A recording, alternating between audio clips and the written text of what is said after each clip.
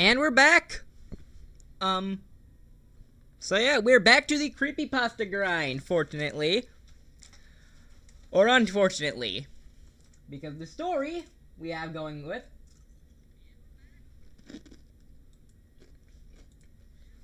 is Sonic.exe Round 2. Fuck.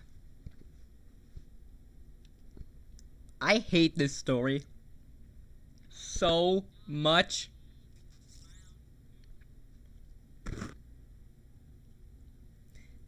I don't think I can begin to start with my complaints.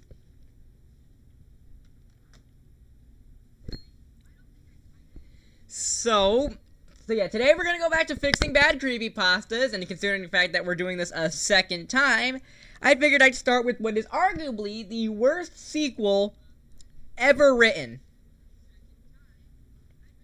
I genuinely believe this is the worst sequel ever written.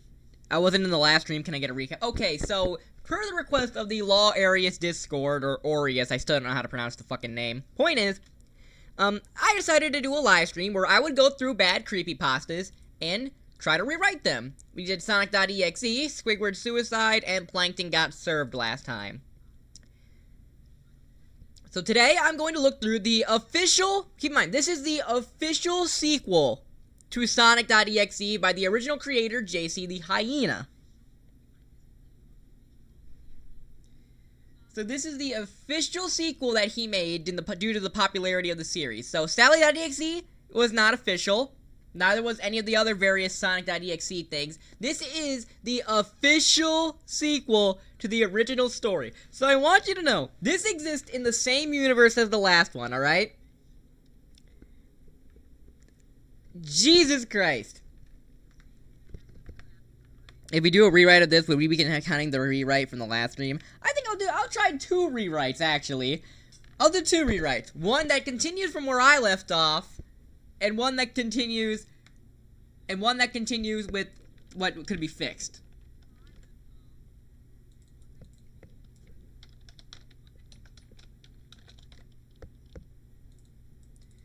Okay, so we got the doc open for issues, complaints, and shit. Sonic.exe. If you looked at this title, we are already in for a wild-ass treat. Unfortunately,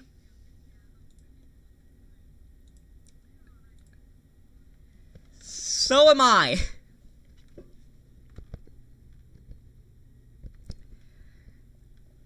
I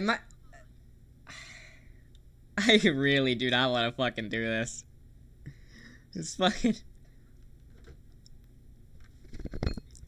You know, I think I'm gonna change time because I genuinely think I might fucking die if I do.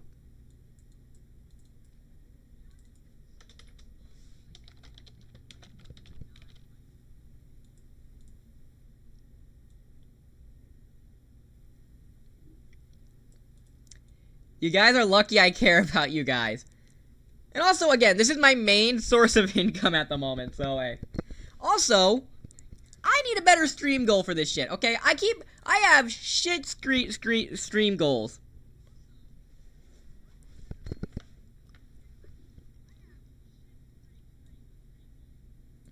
Like, does anyone have anything better than just me singing a shit song and embarrassing myself live on camera?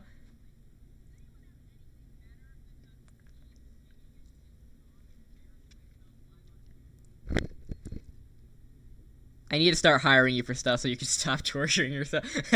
It's for the money. Let's fucking go. Okay, seriously, I'd rather do something better that you guys would probably actually enjoy than me just looking like making a fool out of myself. Let's see. How about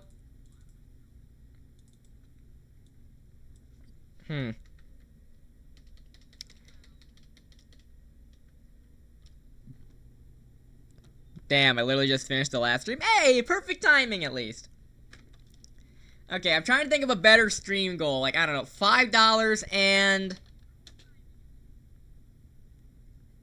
$5 and I'll fucking, I don't know. Here. I will sing and dance to I Miss the Quiet and look stupid for your amusement. You versus the ultimate law tier. Dude, okay, hang on. The ultimate, first of all, the ultimate law tier list took me 3, actually, hang on, I'm writing that, actually, give me 1 second, Mirai, I'm writing that down. I am writing that down right now, hang on.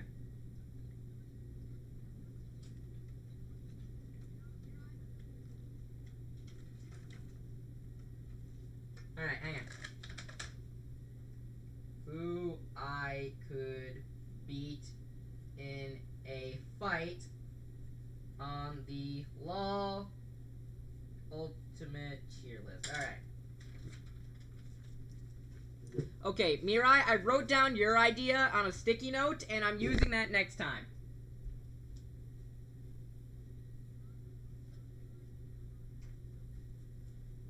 Word of advice, I lose. Zab, you already know what I want. Fuck off. So yeah. We'll do that. That'll be next time, and okay, that'll definitely be like a next time thing. There. Oh, fucking. There.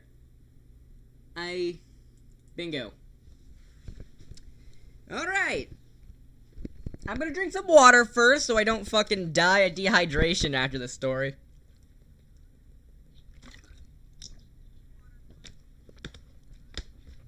Alright. Why must you deny me my wishes? Because your wishes fucking suck! It's like a fucking genie saying a dumbass be like, my wish is I want a turkey sandwich or some shit. Like, fuck, you're a fucking idiot. Would a genie have to grant that wish? Would a genie have to grant that wish? I can insert an ad? What?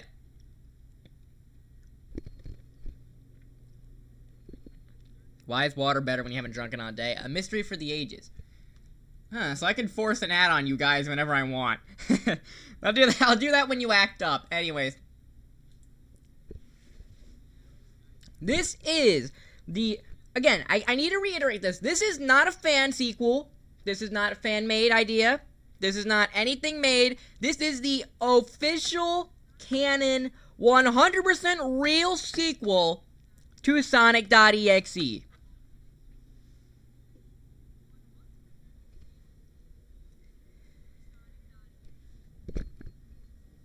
Let the Grinch we shall flounder before we begin. Stop smoking that hoo hash and let us dive in.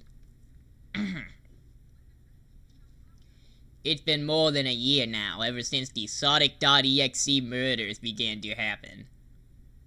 And the police department still doesn't know who's doing it or why it's happening.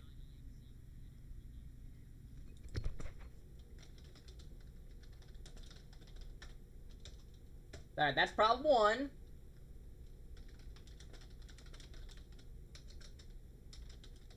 And that's problem 2. We don't know why the Sonic.exe murders were happening. Gee, I wonder why. Like, that's like saying, man, we don't know who's man, I can't figure out who's doing the, I don't fucking know, who's good random. I can't figure out who's doing the Shaquille O'Neal murders. I can't figure out who's doing it. What's happening? Or some shit. The Sonic.exe. Could you imagine, like, a documentary on this shit? The Sonic.exe murders. There's so many other things you could have called them. The Sonic.exe murder. We are 1 sentence in. Literally the same exact problem. Opening line is bullshit. The same exact problem. God damn it, it really is a sequel.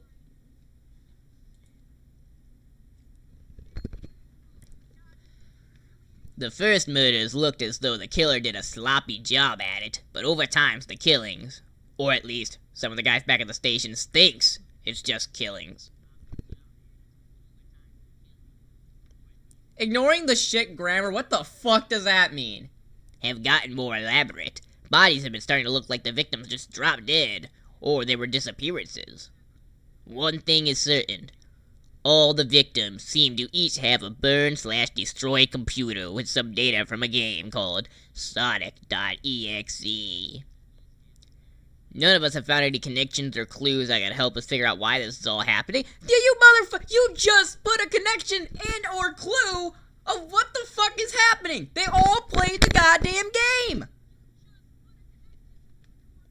Just put out like a fucking notice saying, hey, don't play Sonic the Hedgehog.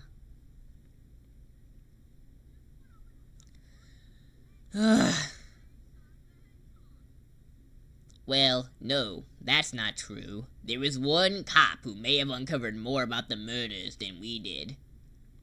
Burned computers don't leave files. Actually, that's another good point, actually. If it was, like, burnt or destroyed, how the fuck would they get any data out of it? Bro, there's already more plot holes in this shit than Swiss cheese. God damn it. Also, I got a bag of Lay's and some Dean's French onion dip at the moment.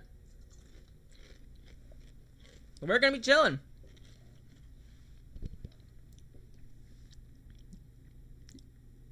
Imagine a decast.exe, and then he jumped at you with hyper-realistic eyes and some shit. X-Burnt-It-Lin. And X-Burton, and he's a bitch. Yeah, it's fair. Okay, this guy's name was Derek Green, a really good detective. Mainly because he was always teamed up with his sister, Chelsea. So there were two cops who uncovered more about the murders than this shit. Motherfucker! They were assigned to investigate the Sonic.exe murders. I should know, because I was their boss at the time. They're both dead. Well, you're a great fucking boss. Sometimes I wonder if I should have helped him. I don't know. I don't care. He's fucking dead. Okay, first of all, so this is the boss. So the boss is a dumbass and a jerk. Just literally 1 to 1. 1 to fucking 1. So there's something I never got. Has there been an instance of them calling the demon Sonic.exe, or was it always X and people got it twisted? Sonic.exe is the game, X is the character. Okay. Anyways, the boys have found Derek's diary when we investigated his department. He hasn't been home for weeks. Oh god, this is what Greg fucking Heffley did after he fucking got older. The diary recorded all of what Derek found in his investigation. My god, did he write down a lot, especially after the chief of police took him off the case. And a lot of what he wrote down seems to connect a lot about what's going on with these murders. At least I hope he was onto something. Here is what Derek wrote. Okay, so we're playing Detective Derek Green. 7:30 p.m. September 15th, 2011. Well, 4 days away. Yikes. Happy birthday to me. Oh my god. That's kind of been a yikes. That must have been a shit birthday 10 years ago. Yikes. Happy birthday, Derek. If you know, you know. Happy birthday to me! I got this diary as a gift from my sister Chelsea. This will certainly come in handy when we both do another investigation. Oh, I forgot to tell you, my name's Derek Green, I'm a detective. Wow, I'm not really good at this.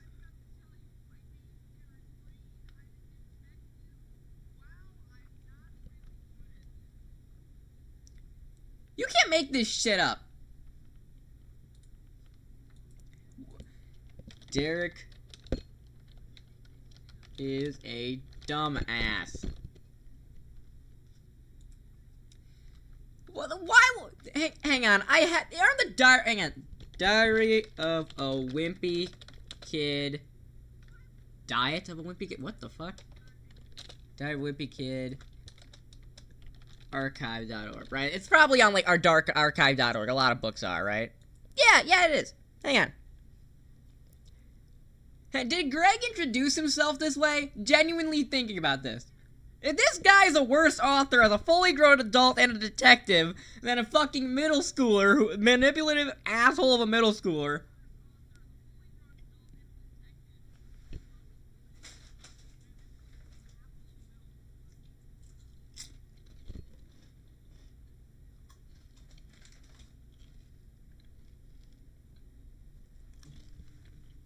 Okay, this is taking too fucking long. Hang on.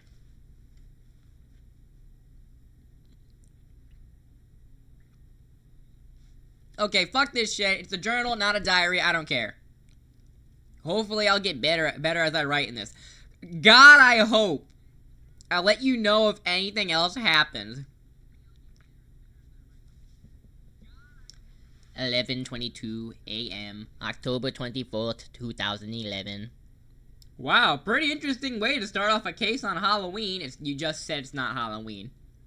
Our boss told us there's a stiff in one of the local suburbs, and he wants us to check it out. Wow, been a while since me and Chelsea tackled a murder case. This might be interesting. A person does not go home to their parents that night. Wow, that's really interesting.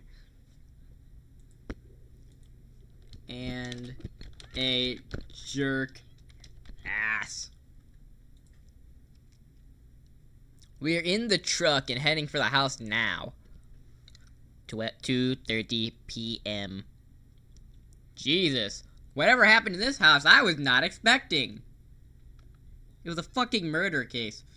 The victim looks like something ripped his mouth open and tried to yank something out from inside.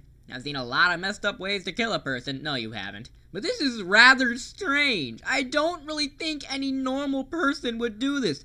Normal people aren't fucking murderers!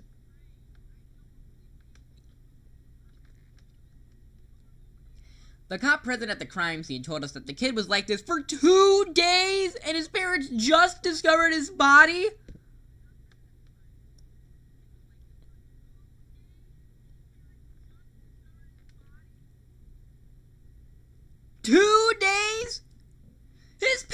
He was in his fucking room and didn't leave for 2 whole damn days. And this is day 3, and they just now found this shit and called us this morning?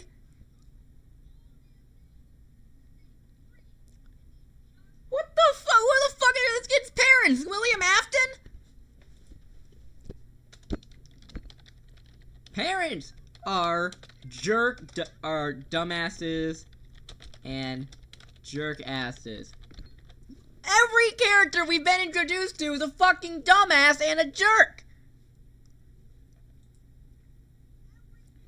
What's really weird about this is that there's a badly made cut on his chest that's shaped like the number 1.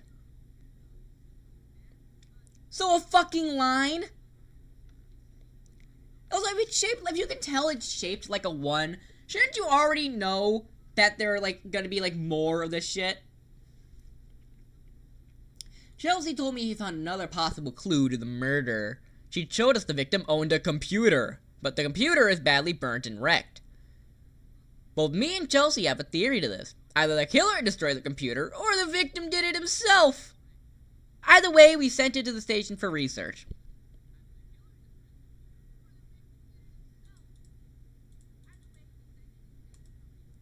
Dumbass. No shit, someone destroyed the computer if nobody was fucking in there. God damn it.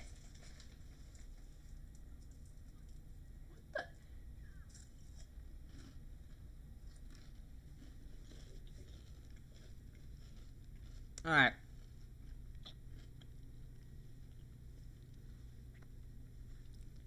$6:10 p.m.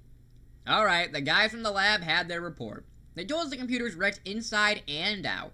And what I mean by that is that everything that was on the computer is seemingly deleted, while at the same time the computer got destroyed. The only thing that seems to still be in the computer is some data from a game called Sonic.exe. 4:30 p.m. November 11th, 2011. 11/11/11, really. A couple more murders these last few weeks, all the same killing method. Dead bodies, torn open mouths, destroyed computers. The recent killings are looking less messy, as that the killer is being more careful about tearing out whatever he's tearing out from inside the victim. Why? Why? What advantage does X get from being less messy? Does he just, not like getting blood on his clothes? There's also cuts on these victims that seem to be in numerical order. 2, 3, 4, 5, and 6. The killer seems to be keeping count of the people he's killing.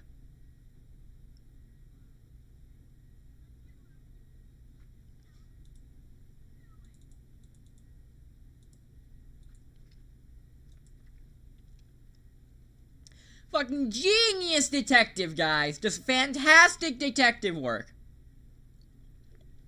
8:30 p.m.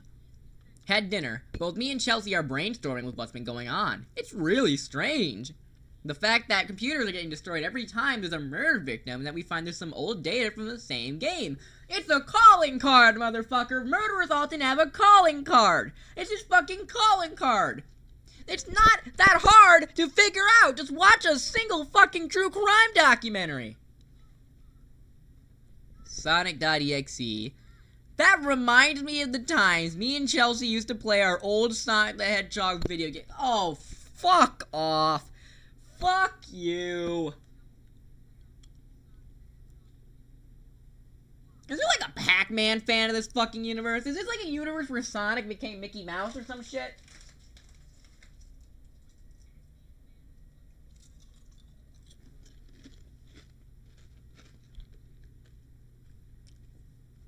I remember when we used to play Sonic Heroes. She always liked playing as Rude, and I always liked playing as Vector, with direction and magnitude. Dude, this would have been a such better story if it was Vector playing the shit. But it's weird. What does a Sonic game, a possibly fan-made one at that, got to do with all these killings? I hate this fucking shit. 2:45 p.m. December 2nd, 2011. Another murder. Big surprise there. Jesus Christ. This guy is an asshole. Like, Tom was just a bit inconsiderate dick. This guy's a fucking... Another murder. Big surprise there. You son of a bitch. But now both me and Chelsea agree these murders are connected with that game. Maybe the killer made it in his calling card? No shit! No shit! No shit! This is the guy they have on a mass of serial killings. Oh my god, the level of incompetence and idiocracy in this shit.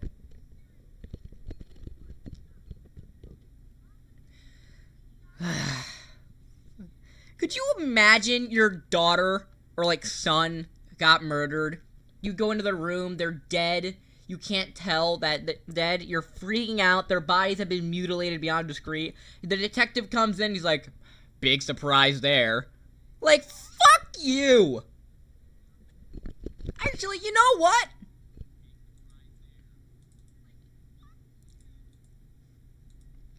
There. The chief told us not to worry so much about a simple video game and stick with what's going on in the murders. The video game is the only fucking clue that connects them all.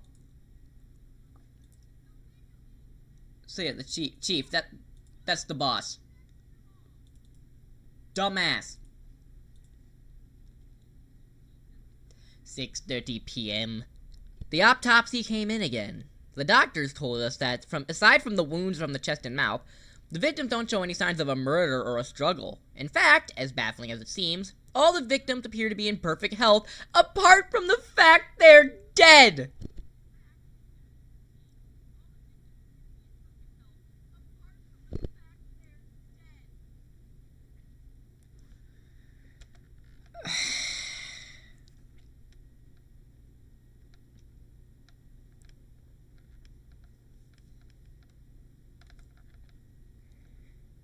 You know, sometimes I sit here and I just think about how lucky I am to not be this piece of shit.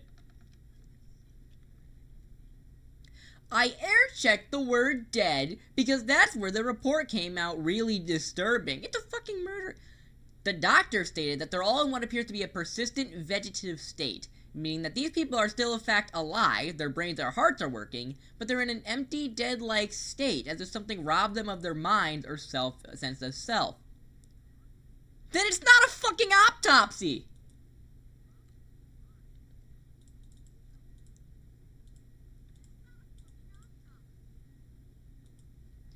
Is everyone in this I legitimately think everybody in this universe might just be stupid.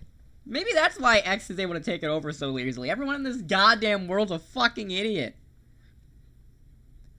Chelsea stated it was... I said this once, and I'll say it again. X made the fan took to X and made him good. Chelsea stated it was probably one of the freakiest things she's said in her days as my partner, and I don't blame her. Who could be capable of stealing someone's sense of self? It's like the devil is handpicking innocent people and robbing them of their souls for eternal damnation. Well, that's oddly specific.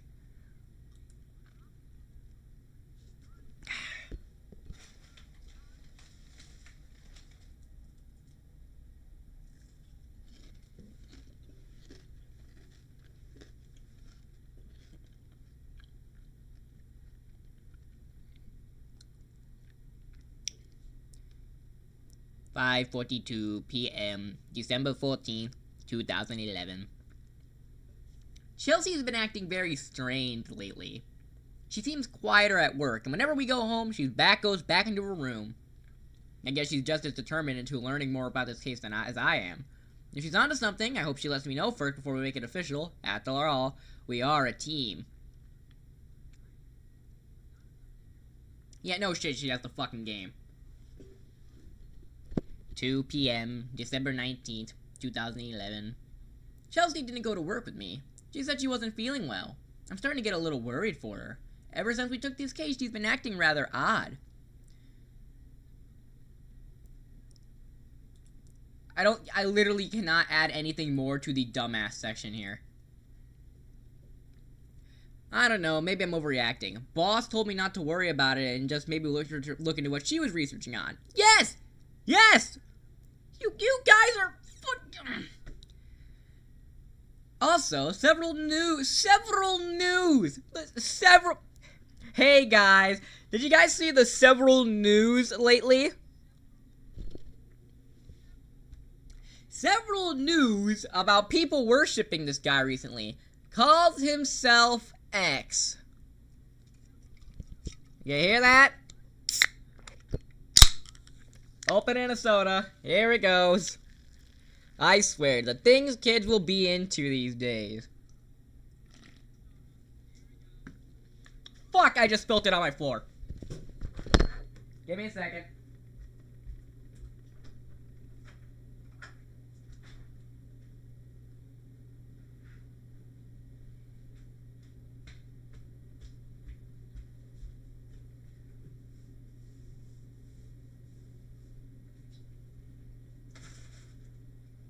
Alright, I'm back. I cleaned up that from my floor. Alright. A topic of horror, your favorite horror character in law.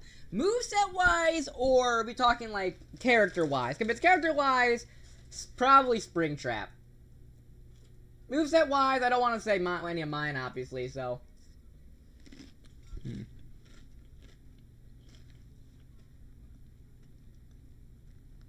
Alright. 9:30 p.m., December 24th, 2011. Also, I swear the things kids will be into these days. I fucking hate this guy. Moveset-wise. Honestly, we don't really have many straight horror reps in law now I think about it. I guess Dr. Reflex would count. I'd say Dr. Reflex counts. Almost time for Christmas, though I don't know if I should celebrate. Chelsea's been shut up in her room almost every day, not responding to me. Fucking check on her! Jesus Christ! It's so fucking obvious! Anyways, I've been looking into Chelsea's work, and I think she might have found something. Apparently the killer is going after anyone who plays the Sonic.exe. When did this case fucking start? October. 2 months. It took them It took them 2 fucking months to figure that out.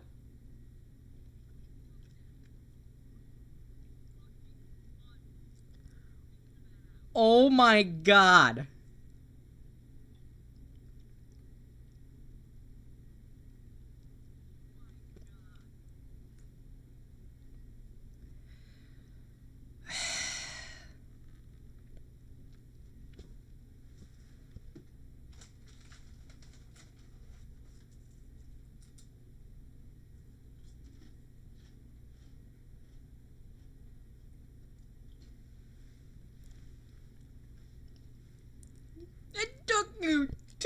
months to figure out the Sonic.exe murders were to people who play Sonic.exe.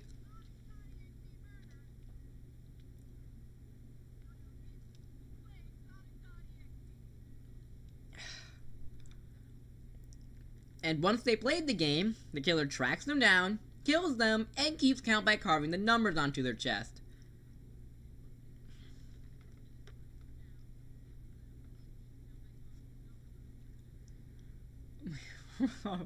We're not even halfway done. But what about the fact it looks like every victim has had their soul sucked out of them? Wait a minute.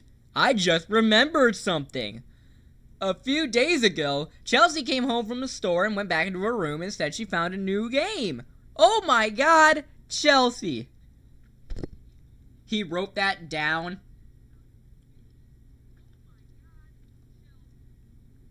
You just realized your twin sister is in mortal fucking peril. And your response is to just write it down in your journal? You fucking Neanderthal. This troglodyte is so goddamn stupid. He was like, wait a minute, I gotta write this down in my diary first, and then I'll check up on them.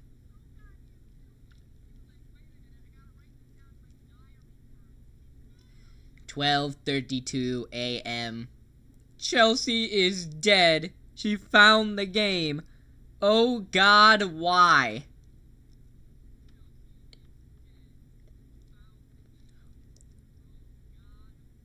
It took him 3 fucking hours. There are tear splotched here. Writing's a bit sloppy. Who gives a shit? No shit, Chelsea is dead. If you just said she found a new game, it starts not responding to you, check on her because the only oh wait, that's right, he wouldn't have checked on her because it took him until fucking today to figure out that Sonic.exe is the reason they kept fucking dying. Motherfucker. Who writes this shit?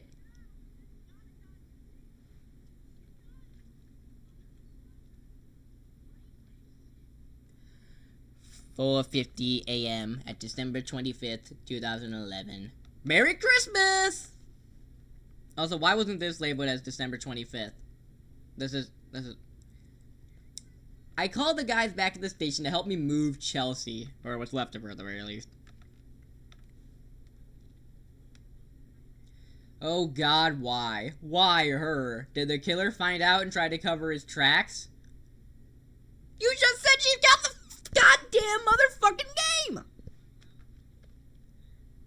No, it doesn't look like anything was taken or destroyed.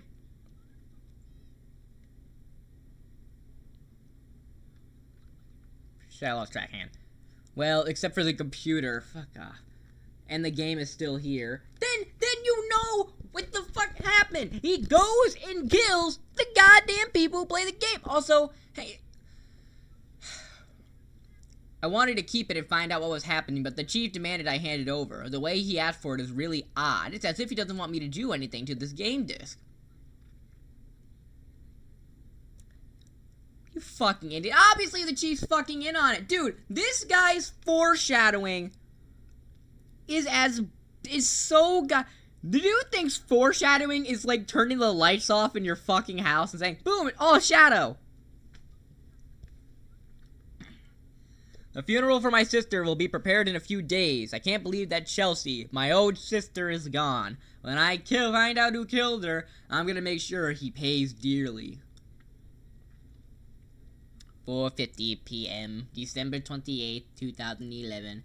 Came back from the funeral. Bro, these guys fucking hurried it the fuck up. It was less than 3 goddamn days for the funeral. Holy shit. Dude just like up and at it. Well, he's fucking dead. Let's get this done and get it over with.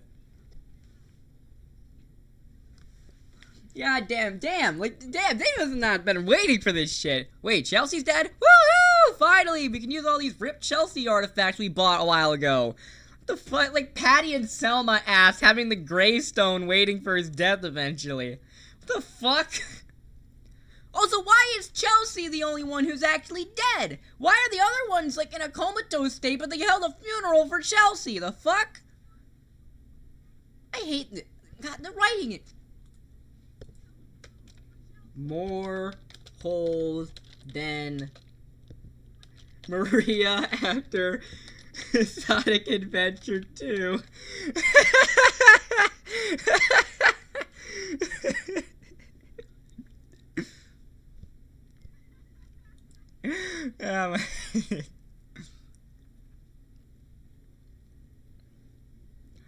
Alright. Thankfully, Boss was there for me. He's the only person who's ever supported me and Chelsea. I'm glad he's on my side about that. Didn't you just say the Chief demanded he took the game? Maybe he's just fucking... He's already fucking dead, so, you know. A woman came to me in the funeral party? What the fuck? What the fuck's a funeral party? I was fucking right. They were waiting for her to die. Jesus Christ. Also, can I just say we have, like, no character for Chelsea? For them being a dynamic duo, Chelsea is useless. Not a single thing has happened with Chelsea besides the fact that she fucking gets yoinkety-sploinked at the end. Thanks. A woman came to me at the funeral party. Whatever the fuck. Her name is Shannon Goldman, and she was supposedly a representative for the cult of X. Oh boy. She told me she was sorry for my loss and pulled out some religious crap about X, wishing me a happier year. Seriously? Who is this X guy anyway? She told me that X will make things better for the whole world, which pretty much ended the conversation right there. That woman is crazy. Anyways, more news about the cult of X doing more crazy stuff. Wow, whoever this X guy is, he's making as much of an impact on the public as the killer. This guy's a fucking idiot. This is like fucking Inspector Gadget if he was a fucking murder detective. Oh look, a free iPad. 2:20 p.m. January 2nd, 2012. Another murder. Jesus, this guy never has a break with this, does he? This is like the 22nd 22 people have died? You guys are fucking horrible at your job. Where does this take place? Fucking Detroit? No offense to any of my Michigan friends here, but I am from Ohio, so naturally there's gonna be some beef. What is he trying to gain from killing all these people? And how the hell is he getting away with it so goddamn easily? I gotta know what it is Chelsea was finding. She was onto something, I just know it. Maybe if I look around in her... You didn't look in the room? You didn't look in the goddamn room? It's your own goddamn house? And you didn't look in the fucking room!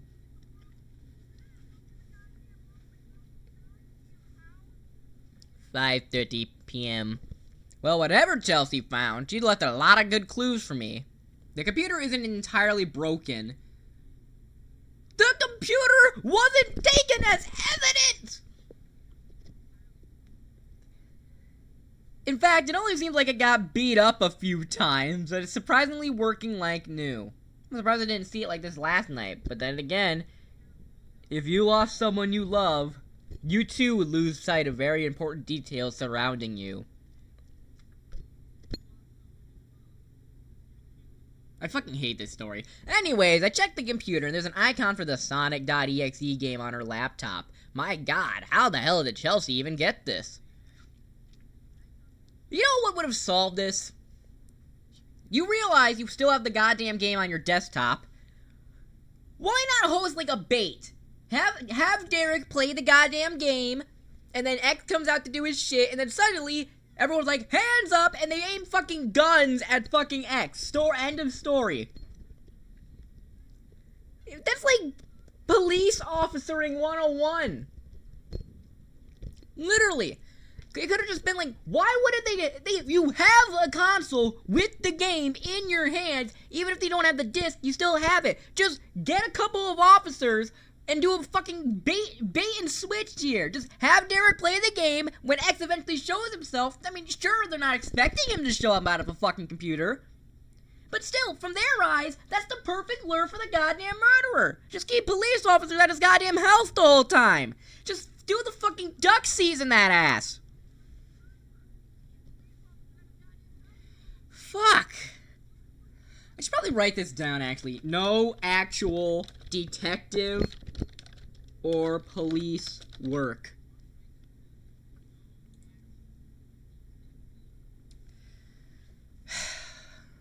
What's really important is what I found in her notes. Apparently, Chelsea was terrified of this game. Something about the game scared the crap out of her. Didn't you just say goddamn and hell earlier? Whatever. In fact, according to what she wrote down, she made it seem like the game is cursed or something. But that can't be the case. There's no way a computer game could have hurt someone. Right. 7:12 a.m., January 3rd, 2012. Okay, I changed my mind. Maybe there is something spooky about this game after all. Fuck you. Last night I had a dream. No, a nightmare. I remember it well.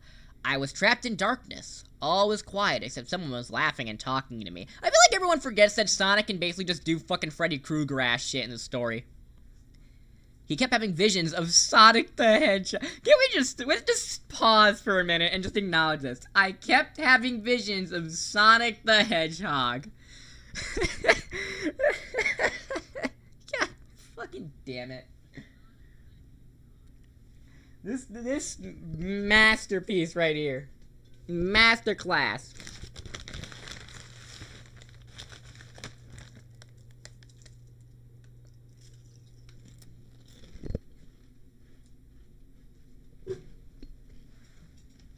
Alright. So, he told me to play the game. Over. Sonic the Hedgehog appeared in my mind and told me to eat dead rats. He probably would, to be honest. He told me to play the game over and over again, each time sounding more impatient. When he got up to my face and yelled, "Play it!" That's when I woke up with a fright. Why would Sonic want me to play a game that killed my... Why would Sonic want me to play a game that possibly killed my sister? Fuck you. Another murder. Number 24. You want to know something funnier than 24?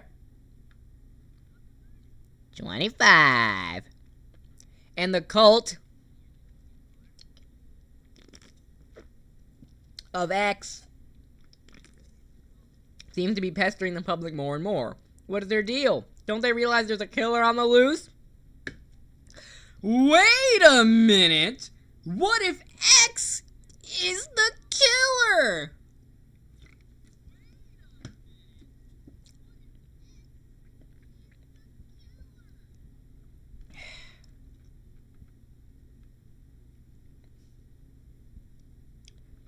I fucking hate this story.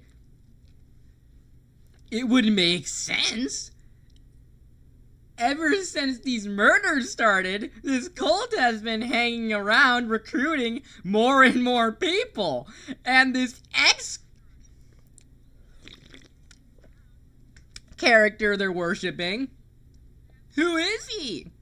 Why is it that this cult... Oh, wait, fuck. Even started after several murders taking place. I looked over Chelsea's notes and she seemed to agree with me. Apparently X has something to do with the game. Did he make it? Did he somehow get a hold of it and thought, hey, if I kill people with this game, people will like me. If what X is doing is real, there's something seriously wrong here.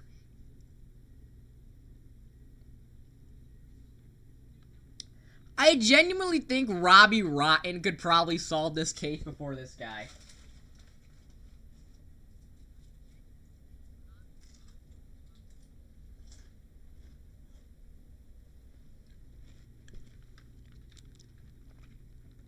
"6:30 p.m. Unbelievable! The chief of police came over to my apartment and told me the investigation may be too much for me to handle and said I was off the case. What the hell?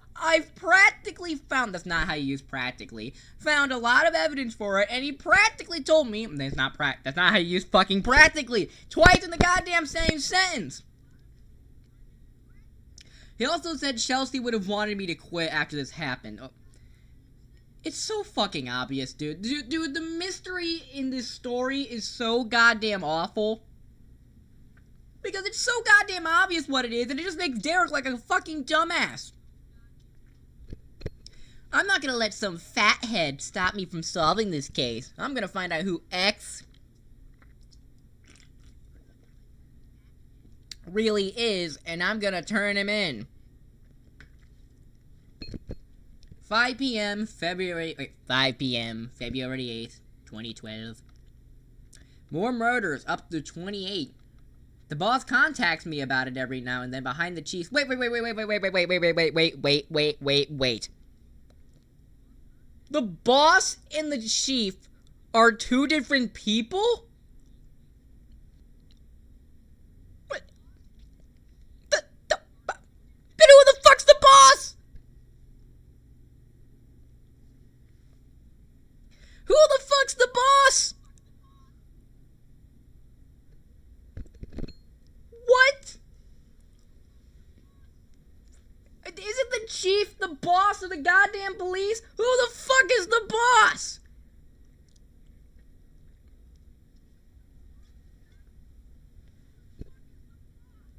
What? Wait, what?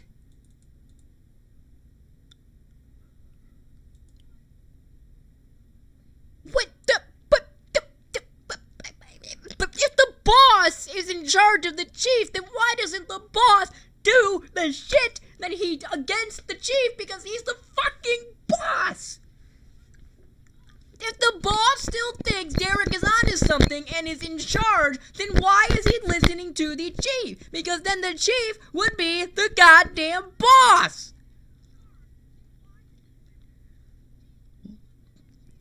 Who is the boss of the... Hang on.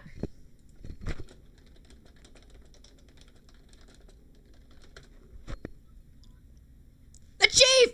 The chief! A chief of police is the boss of goddamn... Oh, thanks for doxing me, Google. I really appreciate it. Fucking Columbus. Yeah, I'm in Columbus, guys. Big fucking whoop. You already knew I was in Ohio. Now you know I'm in a spot that's even harder to find me in. Whatever.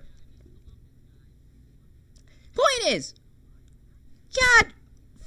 Fucking... God... What the... Who is the goddamn boss?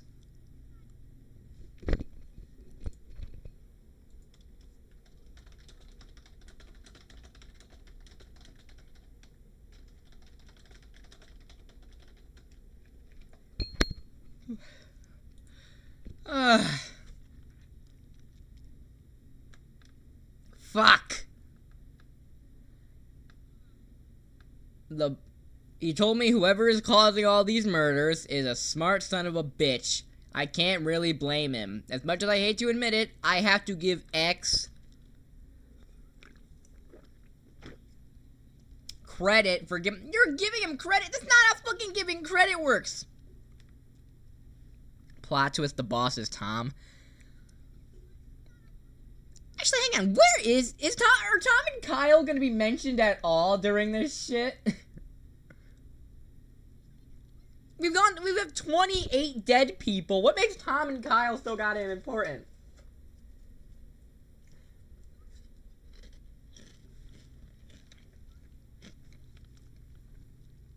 But he's not gonna get away with it. I looked over Chelsea's notes again, and what she wrote down before she got attacked was very odd about a Sonic plushie watching her and spying on her. Fuck you. They made the Sonic plushie and it got... Fuck.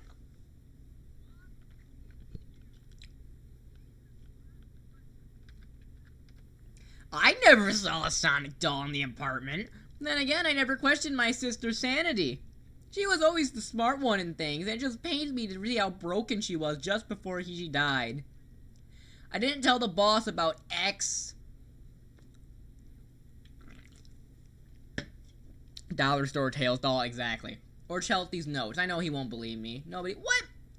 Why? You have a very clear-cut goddamn... You have bona fide proof of this shit. You have the goddamn game. You have the last note of the fucking victim, and no shit, the cult that started up after the murders is related to...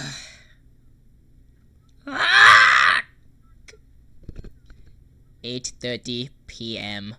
Someone sent a friend request on Skype.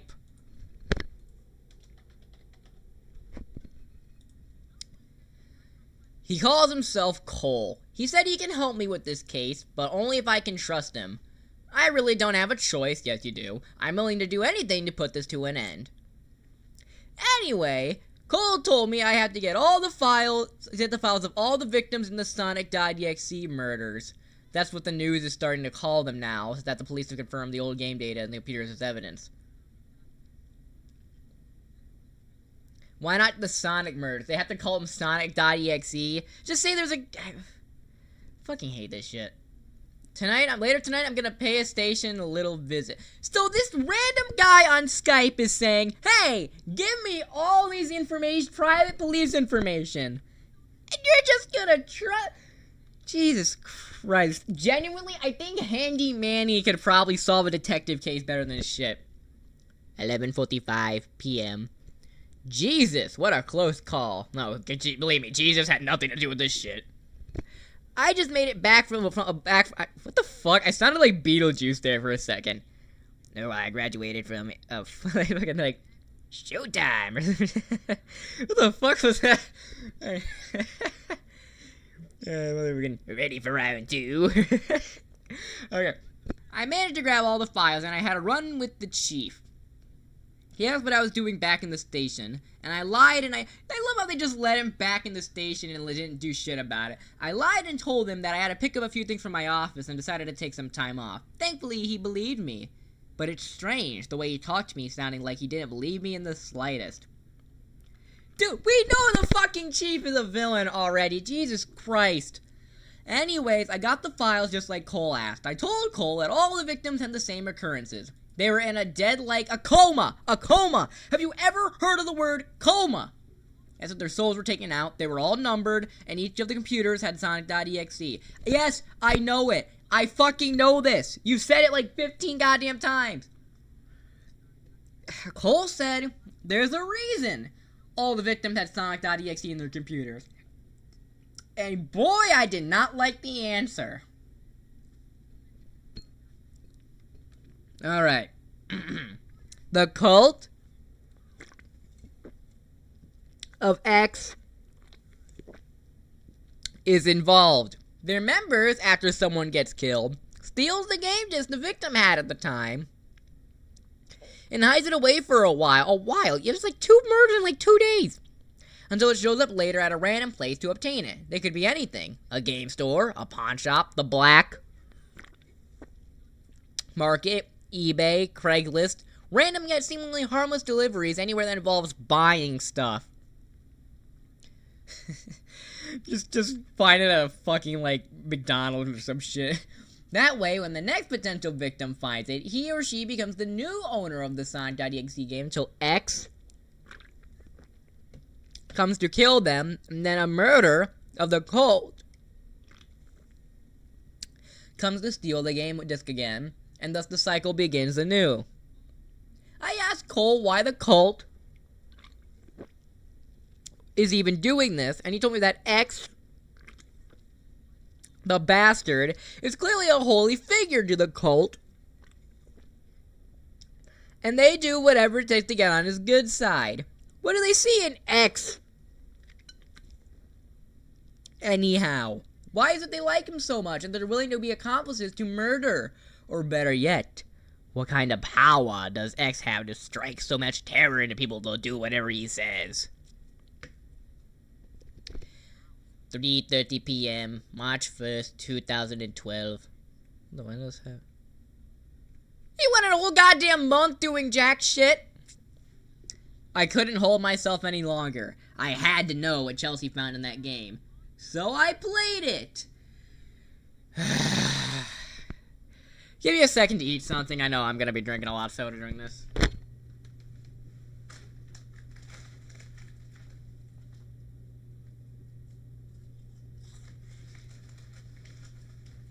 God, I hate this story so much right now. And we only just now got to the actual goddamn game.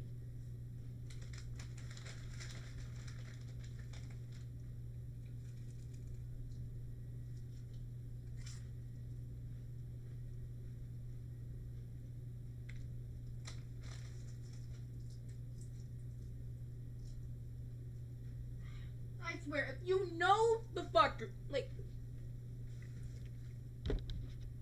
if you know the fucker comes and kills people who play the game, bait him. You are a detective with connections to the police force. Say, I have the game. I'm going to play it, and then we're gonna have a group of your little police buddies who own fucking assault rifles to hide out in my house. So when the murderer shows up, they will shoot him and catch him in the goddamn act. They don't know it's supernatural. And you can't say the chief is the one not letting it happen because he's not working and he hasn't even fucking asked. Could he at least own a pistol, a flintlock, a shotgun, or something? They live in America, apparently.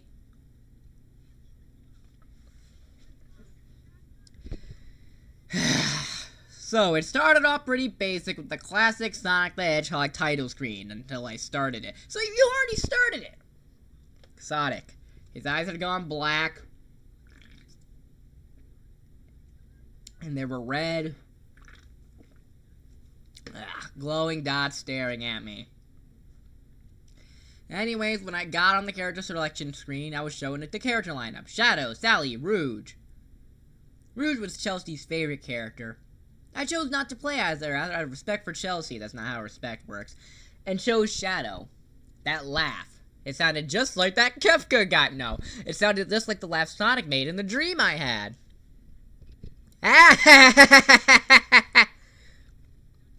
The game started with the level title saying, "Let's play!" And I was shown Shadow standing in what appears to be a hallway of mirrors with faint echoing of a piano playing a calm melody in the distance. I had Shadow walk down the hall, and every time he watched past a mirror, he saw a more twisted, messed up version of himself in the mirror, also known as Rule 34. His reflections read, barking for oozing red. You could have just said blood. As if he was bleeding. His eyes were bloodshot to the point they were red. Bleeding and pulsating, and he had the most psychotic grin on his face. It was like I was looking at a walking fountain of blood. I had Shadow walk past the last mirror, and then the music stopped. He was now walking down an empty hallway. I had this growing sense of dread in my stomach, as opposed to the growing feel of dread from last time. Shadow stopped at one more mirror. He stopped right at it, showing his weird bleeding reflection. The laugh came again. And I saw that the real Shadow was slowly becoming his reflection, bleeding and smiling. What the hell kind of game is this? And then Sonic appeared with those black and red eyes, red tears coming down his face. He smiled and looked at Shadow. The screen went black. And then came a message on the screen. It's not on the outside that's important. It's who you are on the inside that really intrigues me. When it came back to the level, Shadow was sitting on the floor, cradling in a half-fetal position like a child, grinning the freaky grin. Fucking freaky Fred over here. And then Sonic looked at me, and then he lunged at Shadow, the screen going black. With the loud, pixelated, screeching noise. Pixels don't have sound. Gah! I can still feel it ringing in my ears. That laugh came again in another message. You're learning more about this better than anyone, aren't you, Sixer? Or Derek. What the fuck? How the hell does this game know me? This doesn't make any sense. It brought me back to the main menu, and I saw that Shadow was now on the TV screens looking at his did earlier, looking rather mindlessly happy. I had to turn the game off. My head hurt so much from all this. Was this what Chelsea's found? No shit, it's on their goddamn computer! A haunted computer game? And a guy's using this as an excuse to kill, to gain a cult? Hi, Mason. You missed me losing my shit over Sonic.exe round 2, and we're still not. Are we halfway? We're about halfway done with this shit. God damn it. Who is X? Who is X? Who is X? Sonic?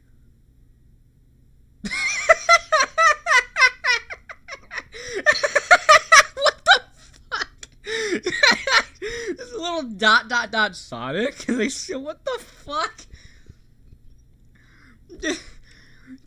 Dude, this is the most incompetent, dumb fuck detective of all time. Jesus Christ.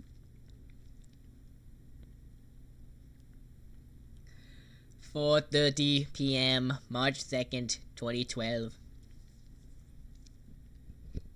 I've come to a conclusion. It's obvious that X is no ordinary human being. In fact, I no longer think he's human. Cole filled me in on this.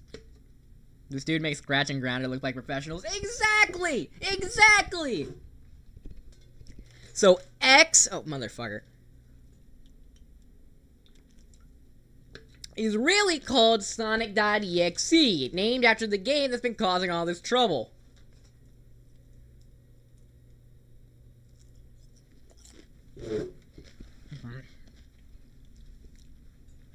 Cole Skyped me. Was Skype like sponsoring him or something? Oh, shoot. Cole Skyped me recently and said Sonic.exe has been around long before the game did. I asked him what X was, and his answer unnerved me. Sonic.exe is a monster. No, not the monsters you see in horror films or video games. He's a real monster. And not just any monster. Cole told me that X is a supernatural being from another dimension. But how crazy is that? But it's true. It has to be. No, the fuck it doesn't. No, it doesn't. I mean, we know it's true, but that doesn't have to be. But to this guy's perspective, some random fuck on Skype is telling him this shit. X has this power to control all reality in his realm, but he's unable to do the same in our world because he can't enter it. So some time ago, someone made a game disc that would serve as a window between X's world and ours. So anyone get to play to get the front row seat of what X's dimension looks like, and it is hell.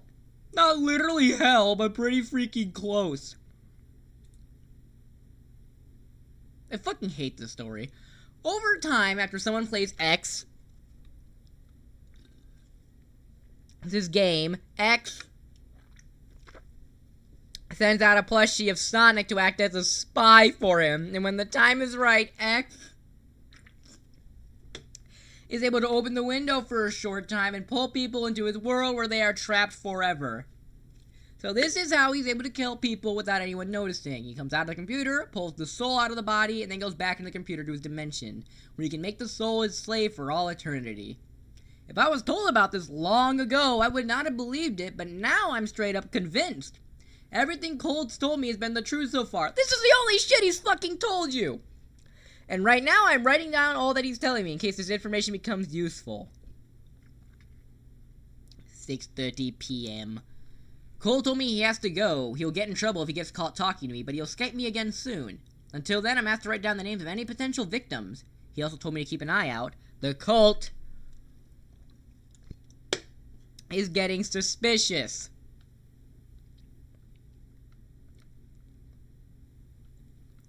4:30 p.m., April 2nd, 22nd, 2012.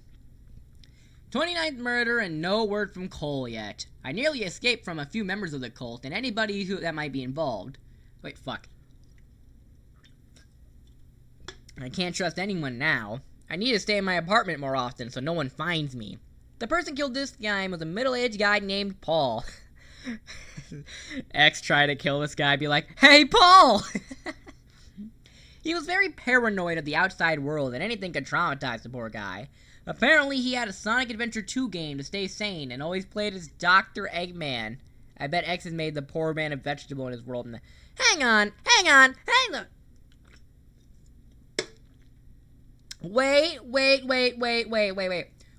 So why did no one else get any lip service, but fucking Paul gets like a paragraph about him? The fuck?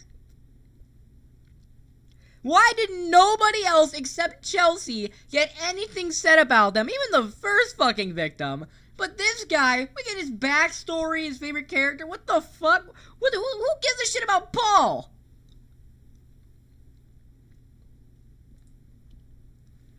Who the flying fuck is Paul? The fucking Lenny of the fucking creepypasta world. May 4th, 2012. May 4th, 2012. Well, he just stopped writing time, so that's nice. Dude got bored of this shit in his own goddamn story.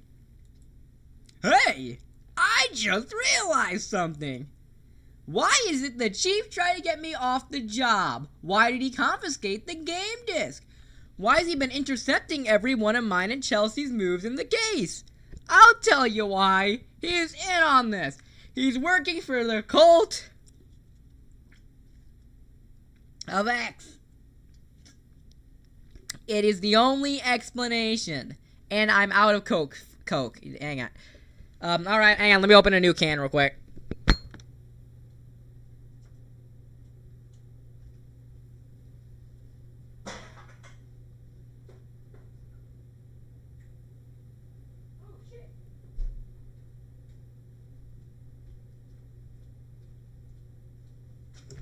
Okay, so I just realized my fridge may or may not be empty at the moment because of last night. Give me 1 second. I'm gonna... 1 sec.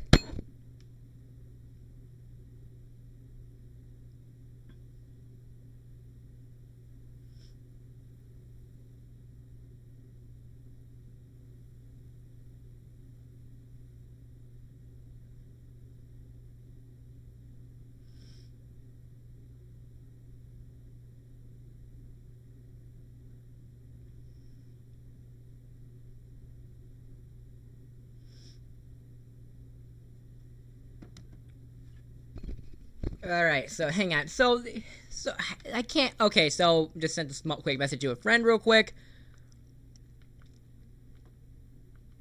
Can we talk about this for a second? It took him until now. It took him October, November, December, January, February, March, April, May. It took him 7 months to realize the chief was in on this shit.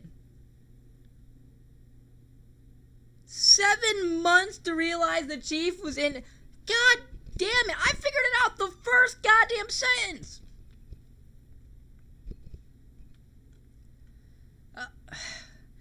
He took the game disc away, so the cult. Hang on, I'm gonna.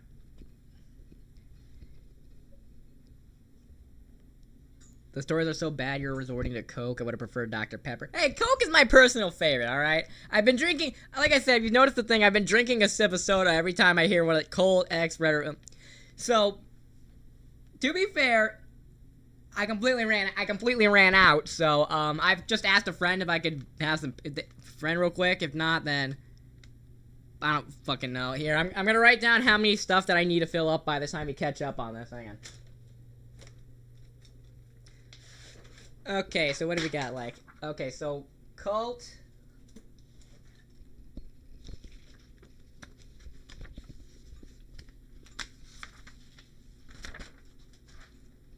Okay, so one usage of the word cult. Okay. To continue the killings, but the boss Oh, the boss. He can't be involved in this too. He's been mine and Chelsea's friend for years. No, I don't think he would ever be on this. I don't even think he knows about what's going on. Damn, Chief. Why would you do this? When I uncover this conspiracy, I'm ratting you out. Motherfucker! So boss and chief are two. What is the boss?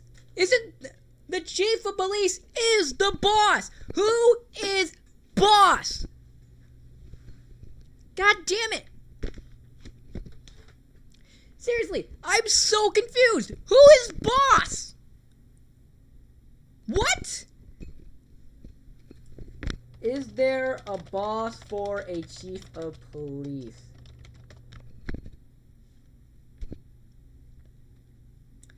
The chief of police reports to the mayor or city manager. Well, but this guy is clearly not the fucking mayor. What?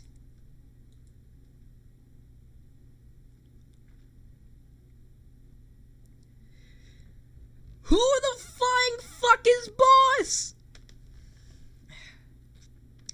August 12th, 2012. It's almost been an entire goddamn year.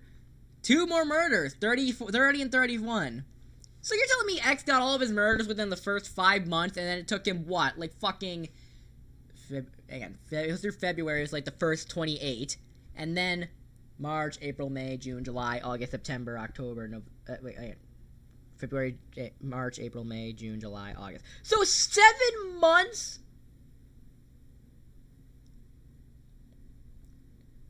It was April 22nd, technically, so let's see. May, June, July... August. So it took him 3 months to get more the fuck? Dude, this cult is the most inefficient, dumb, like, God. Some kid named Tom oh my god. Okay, so this is where we tie into the original story. Alright. Some kid named Tom hung himself before he gained a package, no, it would be after he gained a package from his diseased friend, Kyle. God. Not surprisingly, they both played the damn game. Kyle played it first, been passed it on to Tom before X. Okay, so that's another mark for X.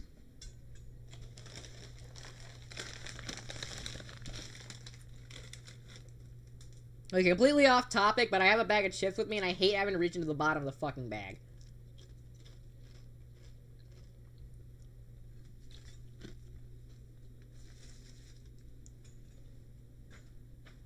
Another mark for X. Kyle tried to warn Tom not to play the game, but Tom did anyway. How would they find this out? God, fucking... used it to an advantage to mess with Tom's head, believing his curiosity, wanting to help others was caused what his best friend... No, he didn't! The fuck? Making him believe his curiosity and wanting to help others was caused his best friend? What the fuck? Did we read the same story? Doesn't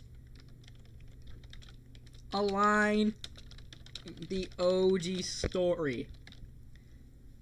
Are we talking about the same Tom? I'm a smart gamer, Tom. I'm a big Sonic the Hedgehog fan, much like everyone else, Tom. I like running around in little towns, Tom. Are we talking about the same guy?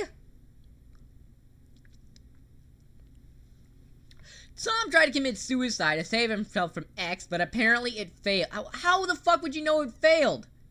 If he hung himself, then how the fuck did... From X, but it failed. Fuck, I guess that's another mark. Okay, X is not only dangerous and powerful, he's sadistic and insane. Well, no shit! He thinks that all horrific things he's doing is part of some silly game. Well, how the fuck would you know this? X, you monster. What are you trying to gain? He literally just said this. He wants people in his realm so he can play with them for a turn. You're not even following your own goddamn story.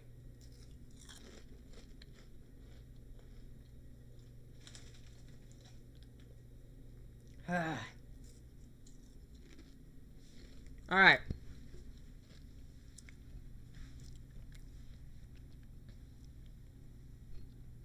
August 24th, 2012.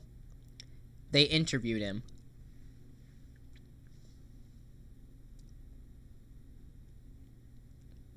It doesn't say that they interviewed him. I know that they made a remake of this story, and apparently Derek did interview him in the remake. But fuck that shit. Played more of the game. The level Sally was in was really odd. Okay, I know Chris made a joke about this earlier.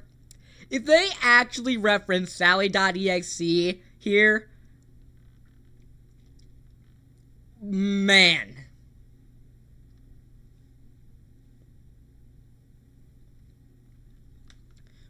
Yeah. She was in what appeared to be an old, desolate city. The sky a dull, dark mixture of Okay, hang on, side point. Do you think X is aware of, like, the Ken Penders shit? Do you think he gets upset about, the whole legality of that shit? Do you think he's, like, a Sonic fan who's, like, pissed off about this shit? Do you think he, like, gets into arguments with the people here about what's canon and what isn't? Like, he's aware of the Archie comics and shit. Does he know about, like, the Fleetway comics where, like, the Sonic... And he's like, this guy, I get this guy, or some shit.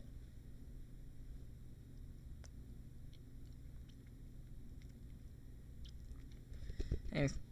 What was weird is how she was smiling. Maybe she found something good. No. That wasn't... Okay, good news!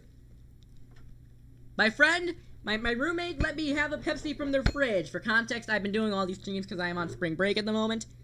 I have my own stuff, but I ran out because of this stupid game. So, I can have a Pepsi instead of a Coke. To continue the game.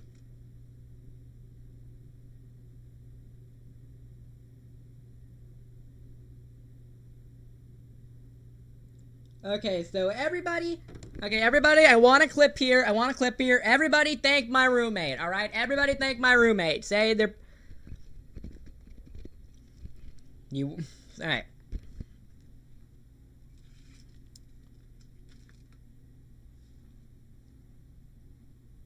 Also, so yeah. It's funny for me that there's imagine a version of Sonic EXE who's a petty Sonic fan arguing with people on forums. He totally fucking would. Come on. But from what we know of X, he totally fucking would. He probably forces... One of his sadistic games is he probably just forces them to, like... while they're not getting fucking tortured with them, he probably just forces the other guys to sit around and talk about Sonic the Hedgehog.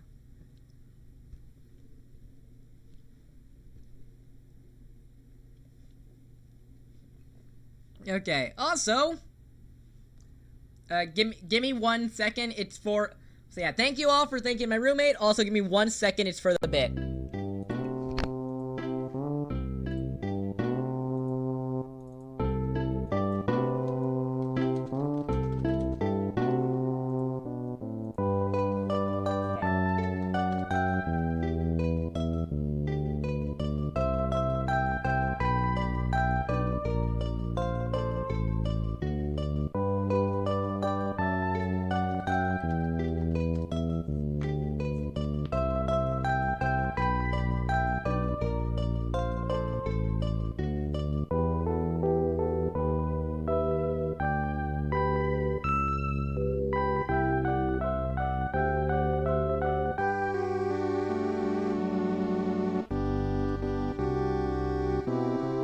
What the hell? Twitch is being sued for $20 million? What?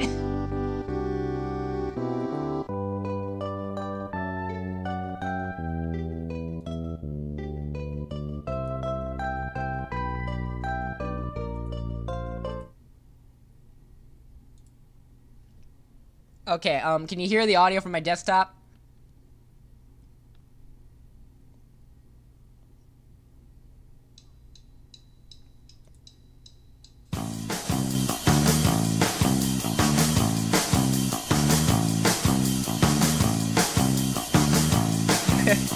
I don't have any Coke left, so this is what I got.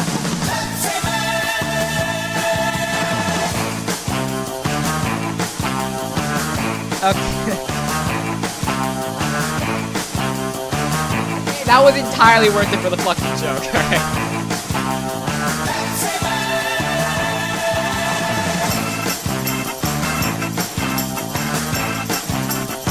Pepsi for round 2. Okay, genuinely for a second. Okay. Sonic.X, Lord X would get his fucking ass kicked by Pepsi Man. I'm just putting it out there. I genuinely, full-heartedly believe Pepsi Man would kick his fucking ass. Because Pepsi Man doesn't have a soul. What the fuck is he gonna do to him? Okay, so we have, I don't think you can see it on the page, but we have seven instances I need to sip to.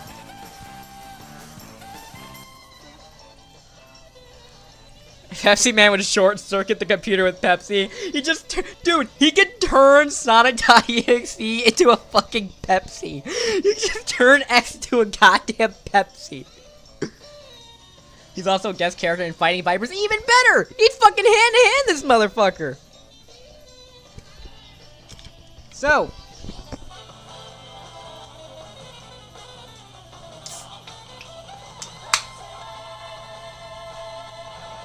Pepsi Man for Sonic.exe.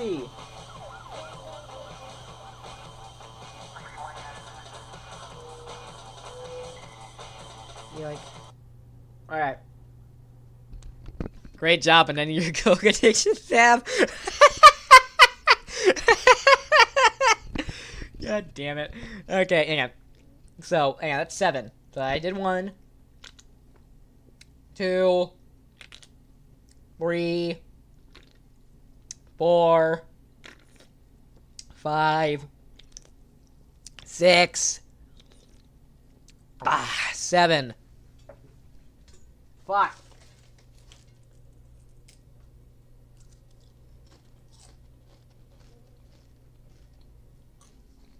Alright. So, Sally was in a devil, desolate city, dark clouds, dead and empty, no music. But what's weird is how she was smiling. Maybe she found something good? No. That wasn't the case at all.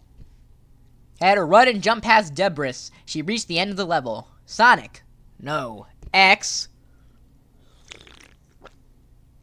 was there.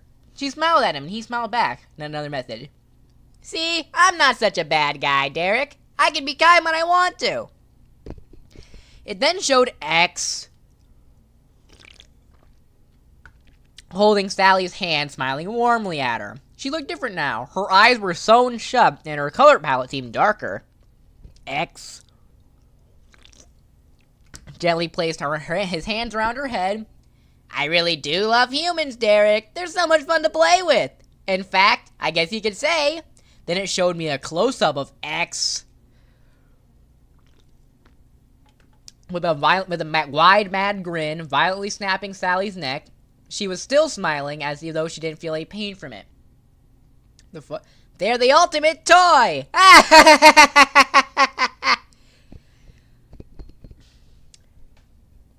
The fuck? I almost gagged at that. The main menu showed Sally eye her what? The main menu showed Sally eye her TV screen. What? Still in her darker state. She was still smiling. She can't have possibly enjoyed any of that. No shit, Sherlock. And now we're back 2 times again after you stopped doing it. Fuck you. 8:30 p.m. Cole just called me. He said that all the characters you play as in the game are all of EXE's slaves, turned into horrific parodies of Sonic characters, or turned into their favorite Sonic characters, and X sets them up randomly to show us humans what's in store. So what if someone's favorite Sonic character is Sonic? Now what, X? Throughout all of humanity, hell, in the same ass city, there's gotta be people who like two people who like Eggman the most, or 2 people who like Shadow the most. So what happens when you get doubles? Huh? Exactly, you piece of shit. I just outsmarted the devil. Wait. Oh god, no. Wrong creepypasta, buddy. Wrong creepypasta. I won't do it. I won't play the game. I won't play the game just to watch you harm her, X. Fuck you. Why write this in your diary? Also, X. Fuck. August 25th, 2012. More information on X. X has 7 guardians ruling his world alongside him. What the fuck? Wait, what? 7 guardians ruling. What the fuck? This is the fucking Power Rangers where you unite to form one fucking. What the hell are you talking about? Derek, your mother will not like you saying bad words. Says you're watching a ZippityZab stream.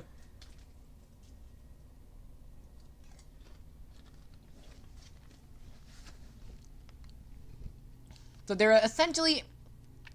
So X has 7 guardians ruling over. When the fuck was this the stat? When has this ever been brought up in a single Sonic EXE anything? I don't even think the fan content goes with this. What the fuck? Do they have mechs too that they use to unite together to make a mega X? So each guardian is named after the emotions they were born from. Keto. Prayer is not a fucking emotion. The fuck?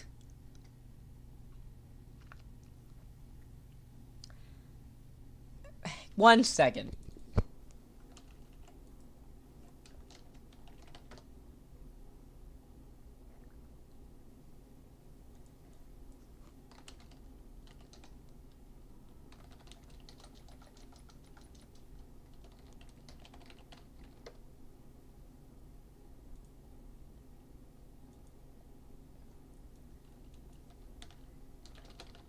This.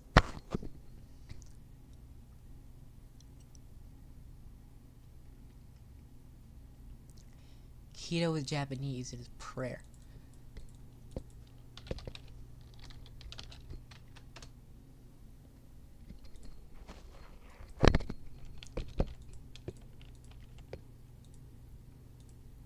Wait.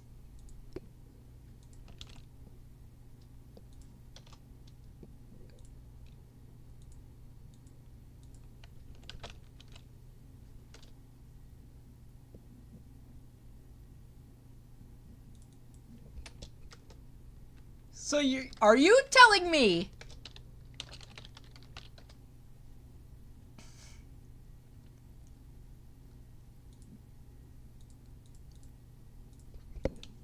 sorrow?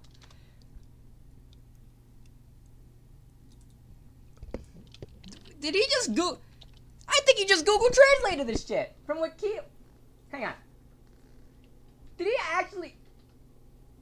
What was it again? Fuck.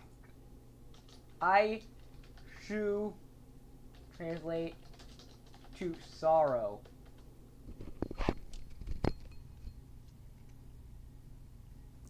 Oh my god! He did! Keto and prayer are both kanji symbols for fucking prayer and sorrow! Did he just...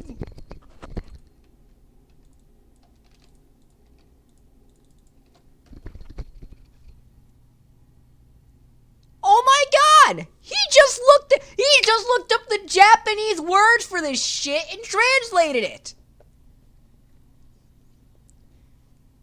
Are you kidding me? You're telling me for the names of his weird ass, non-existent bullshit 7 guardians, he just looked up the Japanese translation for the word.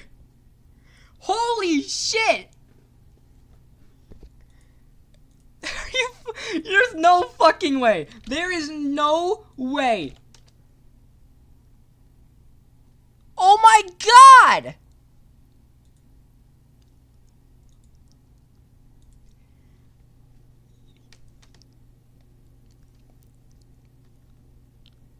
He just... You're fucking with me. There's no fucking way. He just looked up the Japanese version of the goddamn word and translated and put it for the fucking... God damn it.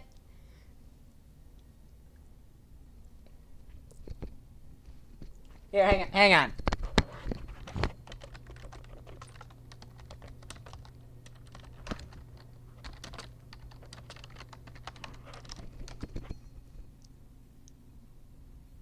See, this is X's true name.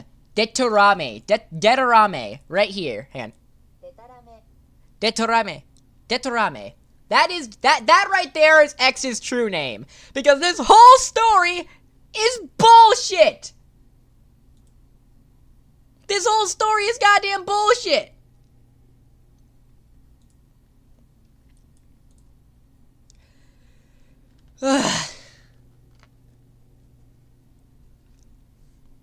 Alright. What the fuck what do the hell do these seven, the fucking... What the fuck do the Teenage Mutant Ninja fucking turds have to offer to this guy? The fuck does the Justice League of Ass America? What the fuck? God. Well, alright. X created these beings not only to maintain order in his world, why the fuck would he? But to cause trouble in ours. They corrupt humans and make them more susceptible to X by manipulating emotions. Kekido can bring out your anger, make you violent. Yukubo makes you do... When the fuck does it... When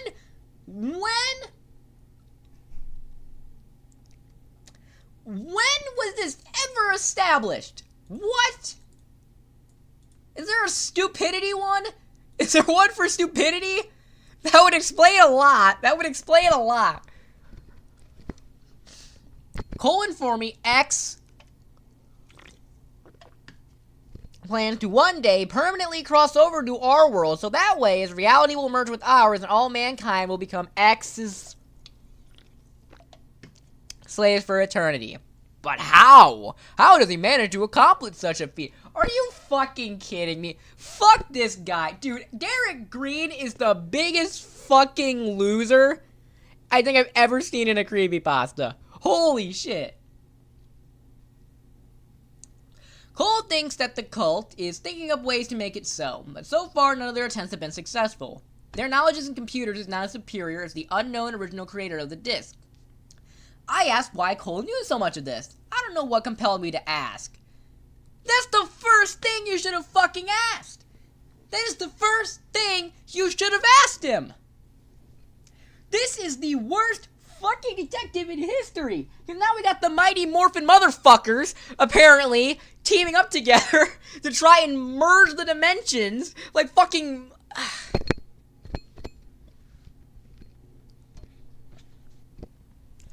God damn it.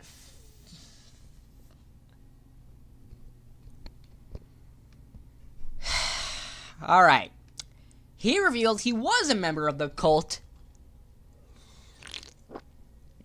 of X. But he didn't like what he was getting into and tried to stop the cult.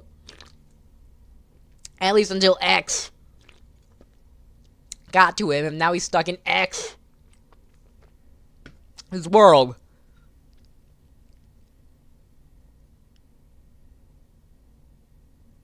Wait a second. I'm gonna shut my door first.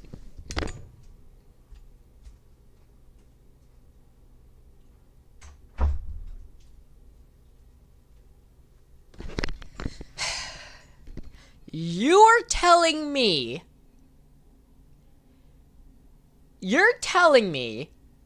that Skype works across other dimensions?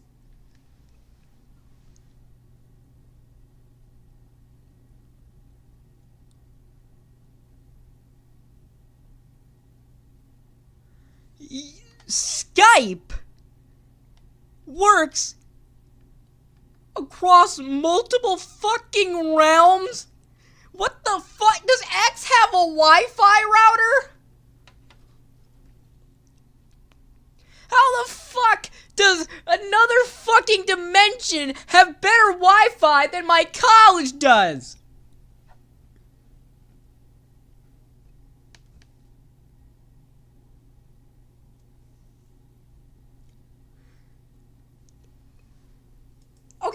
joking about Skype earlier, but now it's like a...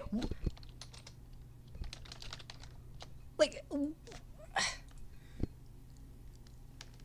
That is such a giant fucking plot hole. X doesn't have student loans to worry about, Zab.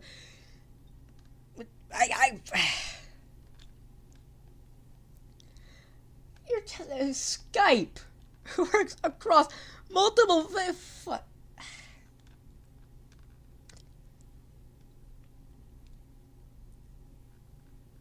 Anyway, he has information on how to stop X and the cult plans. The best way to stop is to destroy the goddamn disc. The chief still has the disc. I need to prepare on getting it back. 8:42 p.m. X got Cole. I was in the middle of talking with Cole while preparing, and then we got disconnected. When it reconnected, Cole's username changed to X. X told me that Cole has been cheating and needs to be punished, and then posted ha over and over and over and over. God damn you, Sonic.exe!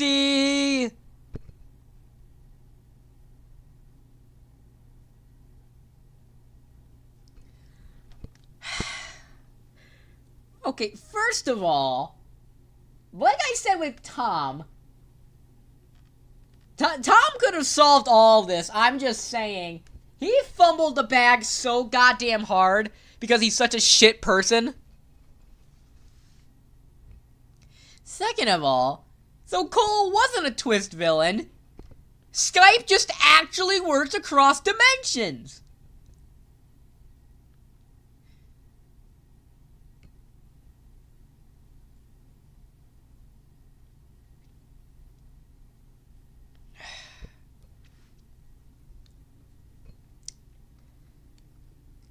And finally, the cherry on the shit sundae.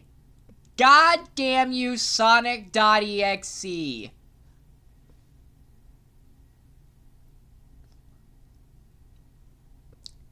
All the great lines in fiction. On your left. I'll be back. God damn you, Sonic.exe! My hand is still bleeding from shattering the screen, but I don't care. Not anymore. It's time. Dude, what the fuck kind of computer do you have? It's time to end this.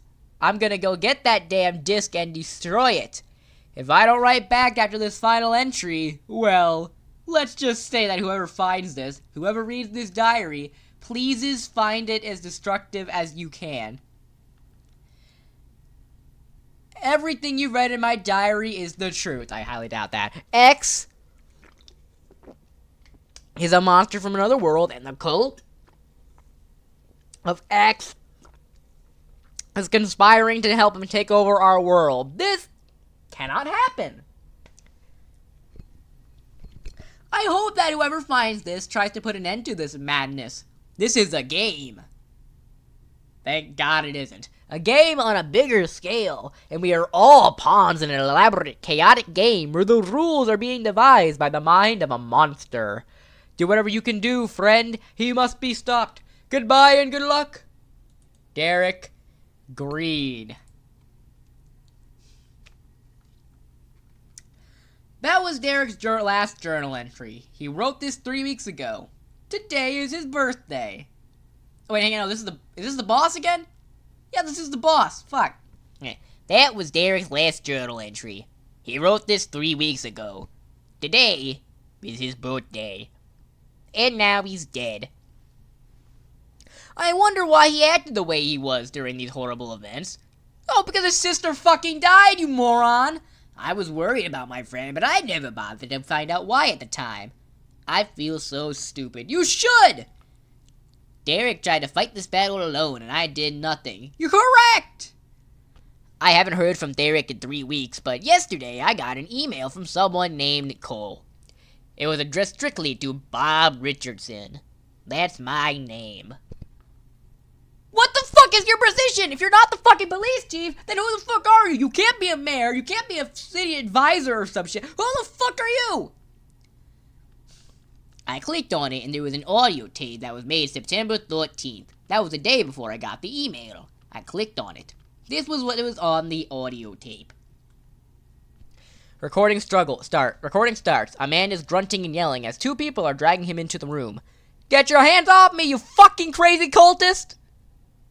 The sound of high heels is heard as another person walks into the room. Isn't that the lady from earlier? Why the fuck are you here? And isn't that what you would call the Christians and Satanists, Mr. Green? Goldman! Dude, why the fuck are you saying it like you have history? You guys had where the fuck is it? Where it is? Where the fuck's the funeral? You haven't spoken since December! This is the only time Shannon Goldman is mentioned in this entire creepypasta. I'll prove it. Control F. Shannon Goldman. 1, 2. That's it! How the fuck are you like, Goldman? You don't know each other. Who the fuck are you? You wouldn't be like, that's Goldman. You'd be like, the lady from my funeral party. Which, by the way, what the fuck is a funeral party? Derek, why do you deny X? Don't you see what he's trying to do for everyone? He only wants to make our world as happy as he is. Derek, quietly. Happy. More loudly. Do you think stealing souls and turning them into puppets is being happy? Our planet is not a toy box, you bitch! Coldman, more coldly. It is not your place to decide what X wants with humanity, Mr. Green. He is a divine being that wishes to make humanity happy by showing us the paradise that is his world. Sonic 06! And is taking us from this wretched filth of a planet we've been forced to live on. Derek, struggling. Some of us actually like this planet, Goldman. X's world is nothing more than a prison. All X cares about is making us his plaything for all eternity. Can't you see it's not fair? What the fuck? What do you mean it's not fair? You're not a fucking child. Just say, I don't want to fucking die. I don't want to get my neck snapped. I don't want to be have my eyes sewn shut. It's not fair as your response. Goldman, surprisingly angry. What do you know about what's not fair? Derek, more than you, obviously. A loud slap is heard as Derek falls to his knee. I forgot to be drinking during this whole shit. Hang on, how much did I miss? X.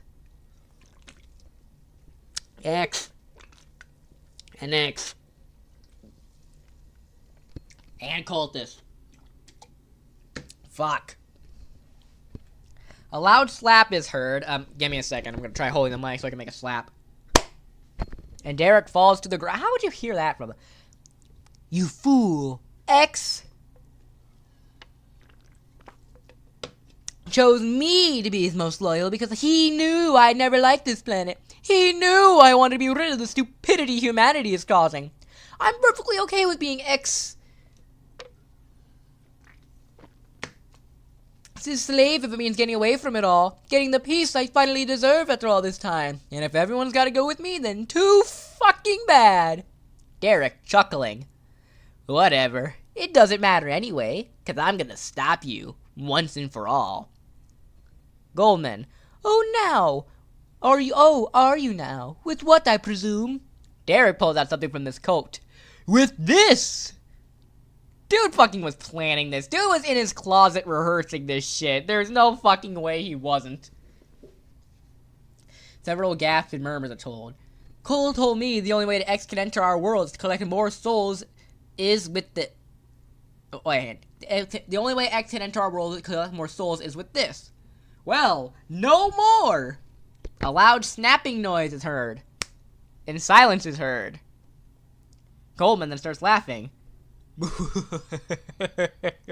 So, Gold told you that, huh? Ha! A smart boy. But even geniuses tend to get their information wrong. What? What do you mean? Easy. High heels again. What the fuck do you mean high heel? Do high heels have like a certain sound or something? It's true that X cannot enter our world unless someone places the disc into a computing system. But who the fuck says computing system anymore? But I'm curious, Mr. Green. The sound of Goldman pulling something out of her pocket. Whatever made you both think that disc in particular was the original? That's a good point. Why the fuck would you think that's the only goddamn disc they have? Derek, shakingly. No! No! That can't be! I'm a... Goldman. A brilliant theory, might I add, but I'm afraid it's your last one, detective. These guys were fucking rehearsing this shit. They must have been practicing in, like, the bathroom, like, for this shit the entire time before they ended up meeting. The sound of a disc being inserted into a CD drive, violent struggling, yelling is heard. No! No! Let me go! You can't do this! And then strange supernatural... What the fuck do you consider a supernatural sound? The audio breaks up and distorts a bit, and a new person is walking to the room. Hi, Derek! No! No! No! Ready for round... Oh, fuck off!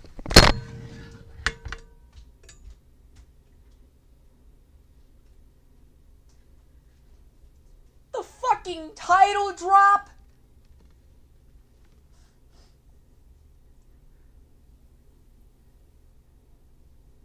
Really? A title drop? This doesn't even make sense in this context. Fuck.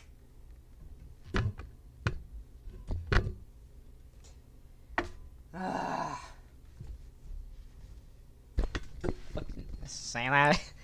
Ready for round two? Say that again. Look at. God. There seems to be some kind of Tails doll in the room. Say that again. What are we? Some kind of cult of X? Wow, I got this weird game disc called Sonic.exe. I can't believe we're gonna do this for round two. Fucking hate. Fuck off. Fuck this shit. Fuck this fucking shit. Fuck this shitty fucking shit. The audio tape ends. After hearing... Oh yeah,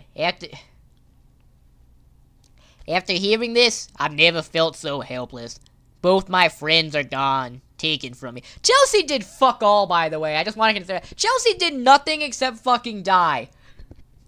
There's nothing I can do about this. I'm a useless cop after... No, you're not! You're the boss! You're the boss! You're the boss! Tell the chief! This is direct evidence that Eric is right. You have all of the pieces to the goddamn puzzle. You are not hopeless. You are, in fact, are the only person who has the entire evidence of this shit.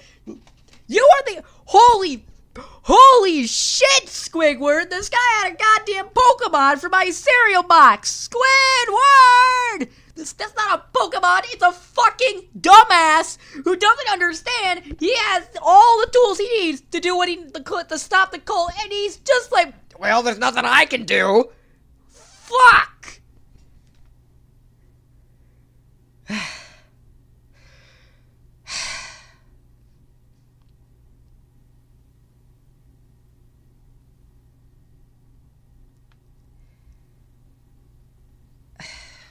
But I hope someday, someone, somewhere is able to put a stop to this, to do what I've failed to do. I have to hope. I have to believe there's a chance at winning this. Because if there is no hope, no chance, Sonic.exe wins the game. And that's how Sonic EXE Round 2, the official sequel, ends.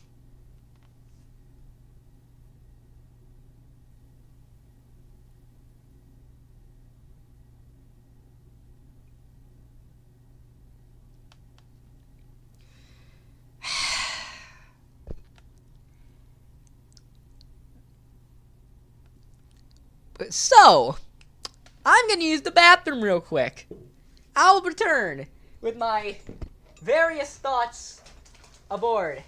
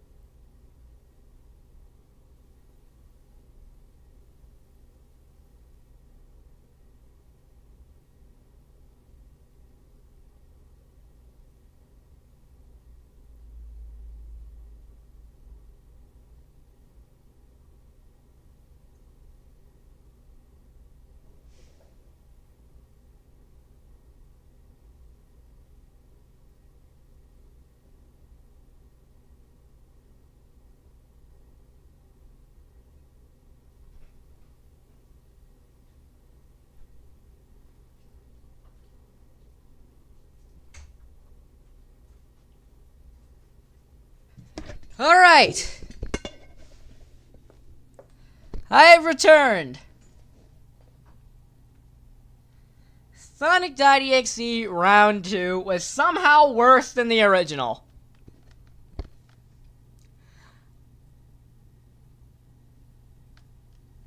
I cannot believe I just said that. So, you're probably wondering what I need to do to fix this shit.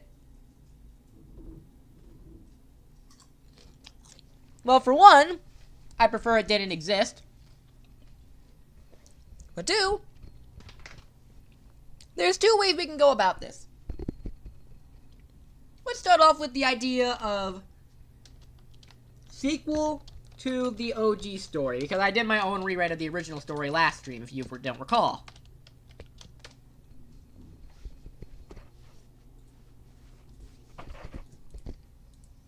First things first,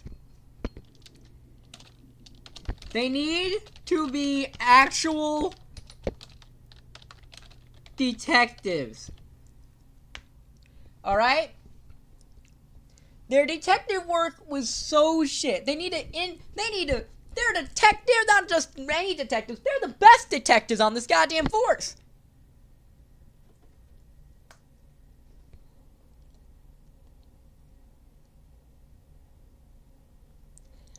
They're supposed to be the best detectives on the police force, and that it took them 7 months to figure out that their call was connected. It took them 5 to figure out that the Sonic.exe was the reason they all died, even though they were all fucking numbered and they all had the goddamn game. You can have a mystery without them looking like fucking idiots. Okay. So, actually, that's a good point. Let's look at the main mystery. What is X? See, the whole point of the original story was just a creepy, unexplained disc. And this story is supposed to set out those answers. First of all... Okay, first of all...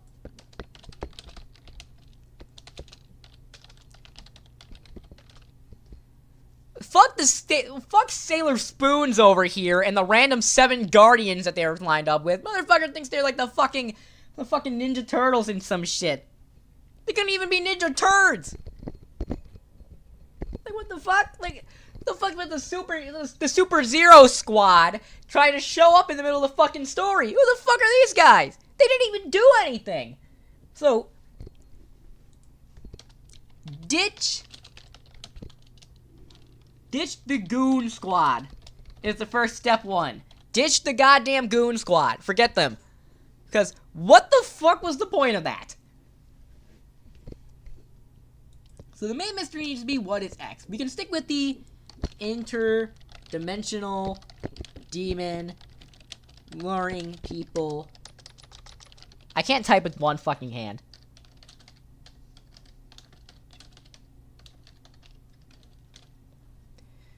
So, with a cult followers aiding him. So, alright, that's the main mystery. The detectives instantly connect the murders to the cult, but there's no evidence. So that's why they're not, like, instantly taken in. You can't really do anything. There's no evidence or anything that makes it seem like they're in there. So there's your reasoning. They instantly connect the cult murders to the cult, but there's no evidence. The supernatural stuff should be a slow burn. I think first of all, give Chelsea something to do. Like, obviously she fucking gets Maria'd in the backstory, but, like... The point is, she's supposed to be...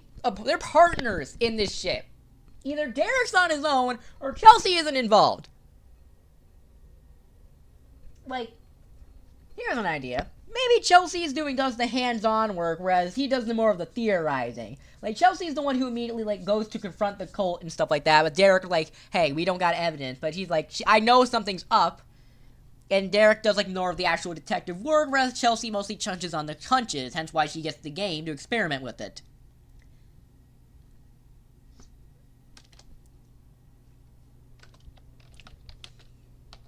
Also, expand the police force.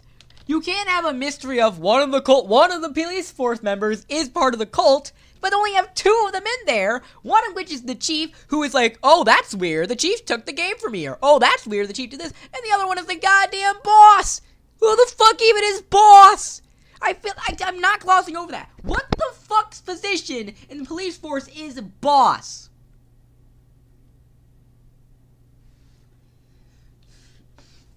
So the point is,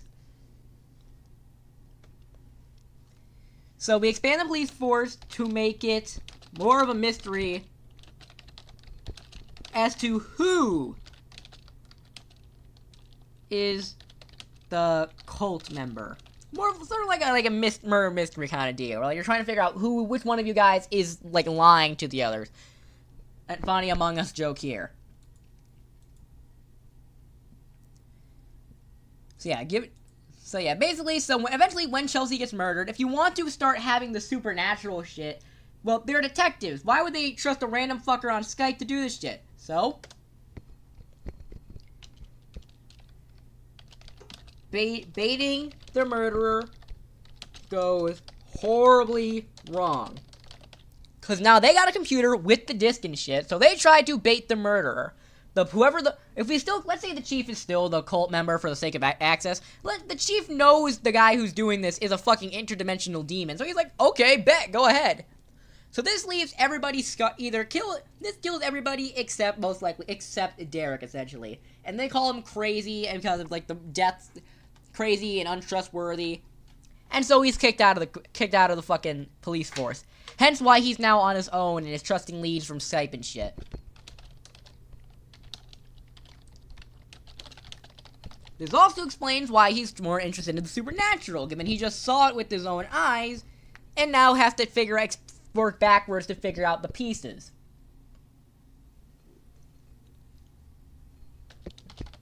What? Next thing? Journal, not a diary. Make it audio logs or something. More professional than a fucking diary he got on his birthday with writing from like a 2-year-old. Like, I understand to an extent you were writing from a character's perspective, but come on, some of this shit, like, goddamn you, Sonic.exe, like, fuck off.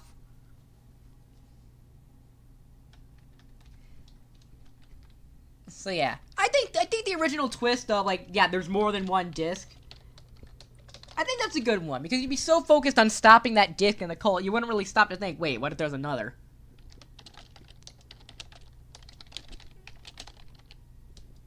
Okay, so overall, and obviously, better writing, grammar, syntax.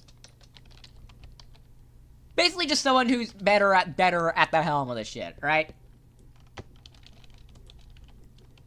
Now, let's say we made it a sequel to my rewrite from the previous stream I did, right here. Oh yeah, also, wait, hang on, before we move on, before we do that shit, hang on. Also, swap Cole with Tom. Give Tom something to do. This is your main protagonist from the last story. Give him something to do.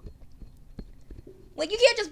Like, Paul, I don't know who the fuck Paul is and why the fuck he was brought up here.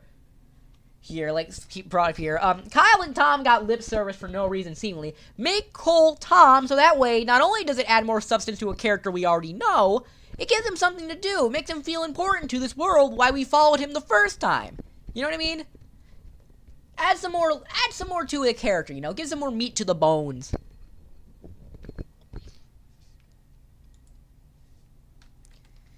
So yeah, so let's say we do a sequel to my rewrite. If we want to keep the whole detective aspect about the murderers and shit, it's such a weird ass direction to take a sequel to a fucking supernatural creepypasta like this shit, but alright. If we stick with this idea, let's see.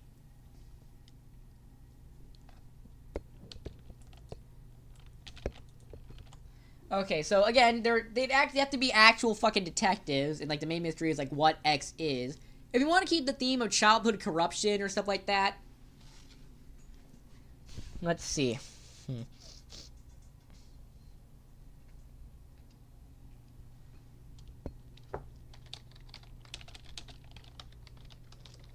Alright, so we want to, let's see, we want to do, like, keep the idea of, like, escapism and corruption and shit like that.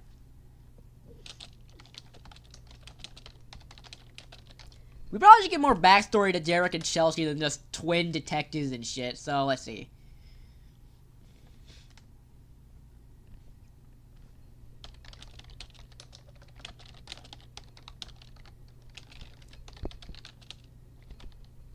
Okay, here's the thing. Twins grew up completely different, but work great together. Join police force as rookie cops. There. Not full-on detectives. They're just rookie cops investigating this shit. Chelsea likes Sonic. Derek doesn't. Right there. That gives a whole new layer of thematicism to this. Chelsea loves Sonic, and that's why she got to play the game and shit. Derek didn't. Sonic.exe is not the connecting factor. They don't know it's about Sonic until Chelsea bites the dust.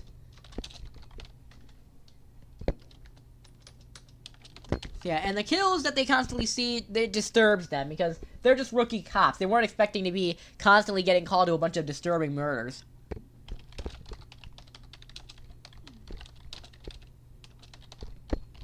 I'd also recommend this take place in, like, a small town.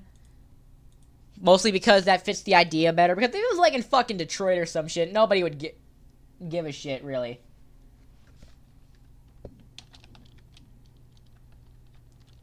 So yeah, we don't want to do the whole police bust factor. Chelsea bites the dust, and Derek sees the game Sonic.exe is the only thing left on their computer.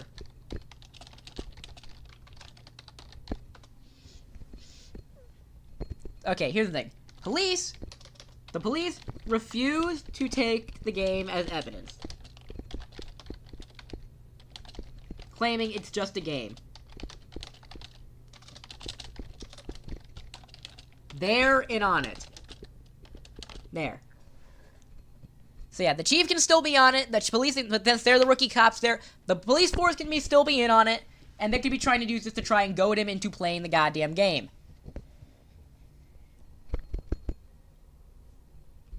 If we want to do the fucking lore dump,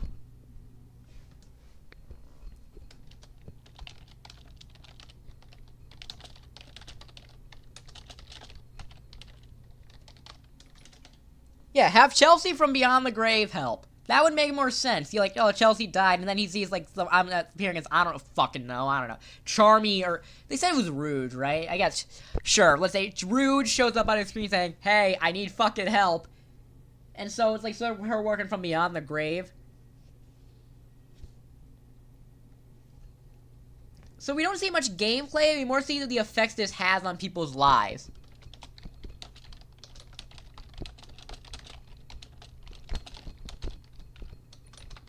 So yeah, let's focus on the game spookiness, more focus on the characters and world around it. Because this way it makes you feel like, we already, because the gameplay sections here were fucking boring, alright? We know how fucking Sonic.exe works. You walk around, spooky shit happens, the game ends. So, focus less on the game and more on the characters and world around it, with Chelsea actively helping him on the case. So, Derek learns... We should probably bring that... Yeah, let's bring that back here. You forgot the character that too, you know what I mean. So yeah, Derek learns the cops are in on it. And X puts a stop to Chelsea. Goads him into playing the game.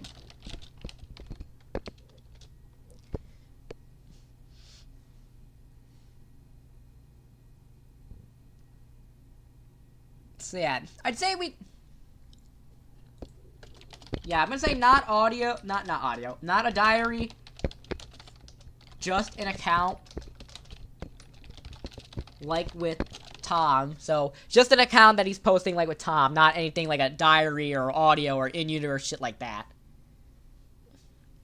Just him saying, hey, I was part of this, there's this fucking weird-ass demon creature, basically just explains to the Lord what the fuck it is. Until eventually... But Derek refuses.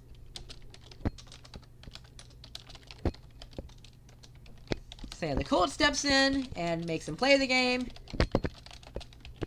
And we get character for X. This is important. This is a game. This sequel is meant to explain shit going on. We have a what for X. We don't have a who for X. I feel like in the sequel, we want to add more character for who X is. Why the fuck he does this. Why Sonic or some shit. Here's an interesting idea. X isn't based on Sonic.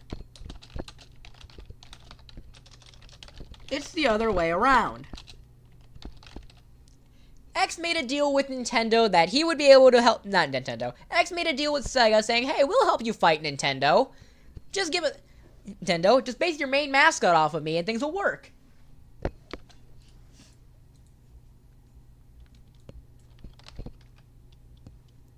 So yeah, he's been affecting...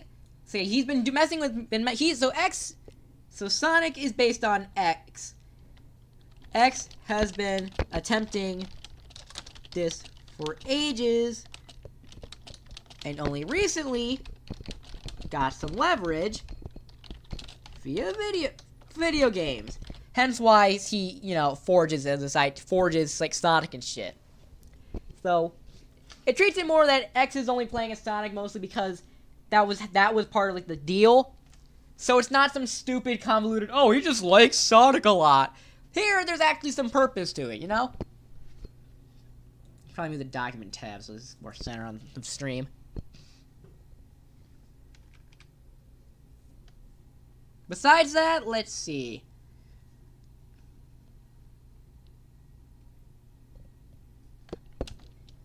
I'd still say we keep him as like a sadistic villain, but villain who like keeps his acting like fun. Kind of like Bill, ironically.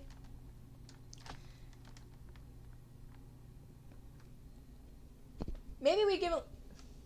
I don't think it's saying we should give X, complete sympathy. Like, oh man, I feel bad for the guy. We should let him conquer the world. But we should make it very clear that he's not exactly in his right mind for one reason or another, and that he has some backstory to who he is, but whatever it is does not excuse the behavior he's done.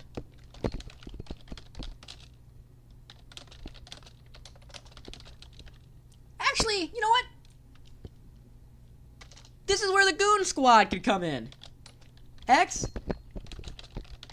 of the Goon Squad who watched over humanity.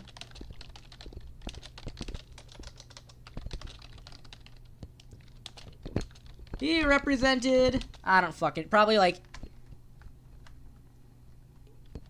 he represented violence. But as people grew more and more violent,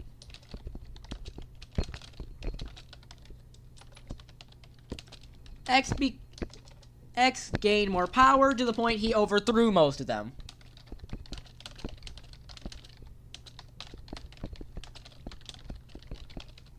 So there. That way, that incorporates his fucking little, Mighty Morphin motherfuckers that he wanted to. X is part of the... X was one of them. He didn't just create a fucking, he didn't create a bunch of Skylanders for some fucking reason. There. Yeah. X was a member of a Goon Squad who watched over... not Goon Squad. X was a member of, some Guardians that represent humanity who watched them over. He ended up representing, of course, violence. But as people grew more and more violent, X gained more and more power, to the point he overthrew all of them, and has been actively trying to spread... To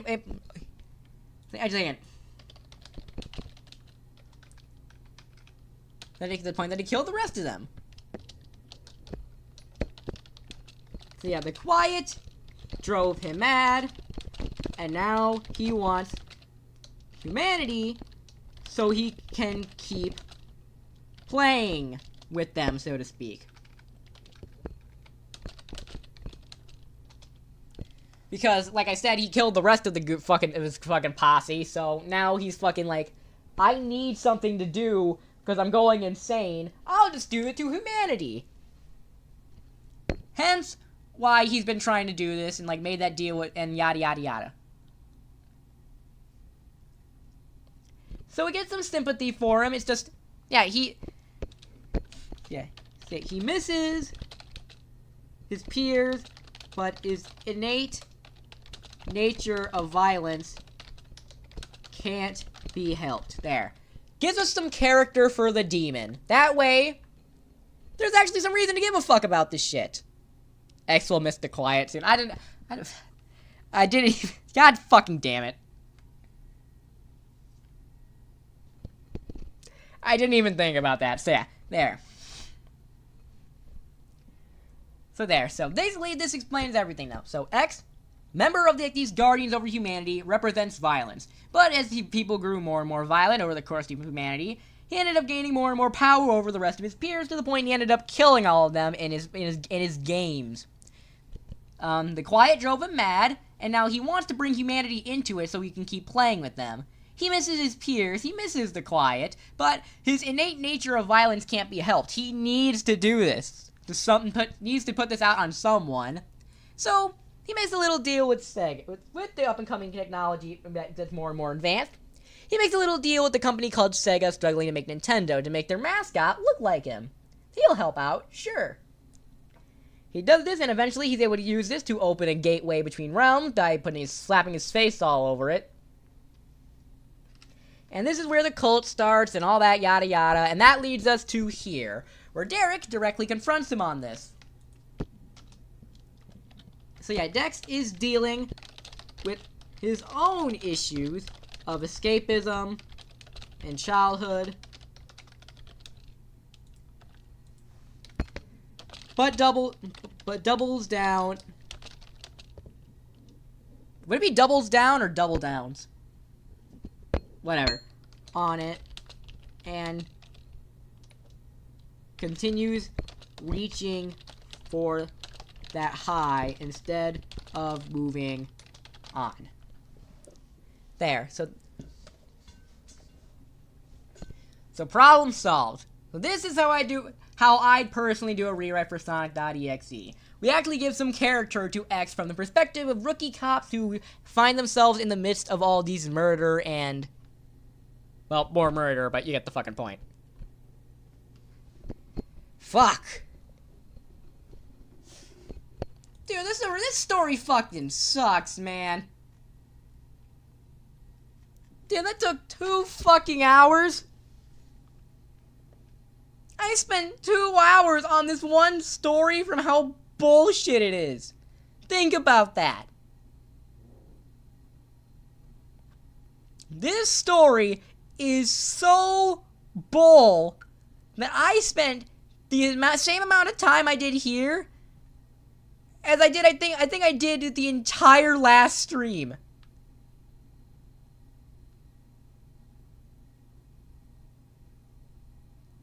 Okay, no, I didn't, but still. Holy shit.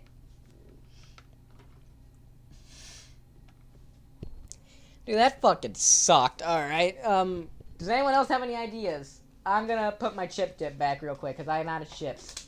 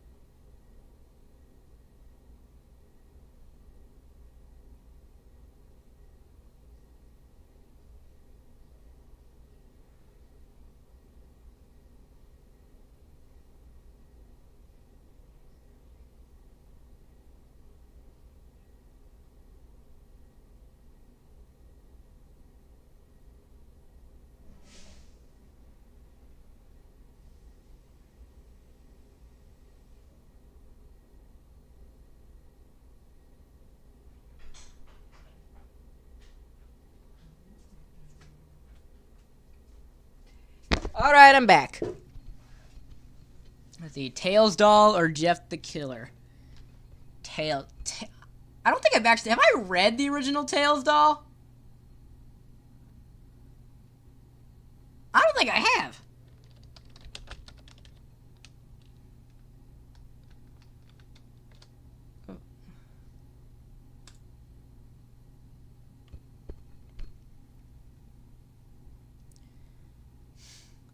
There is no definitive history to Tails doll creepypastas. Comics. The most popular one is the Tails doll curse. Okay, Tails doll curse. Alright.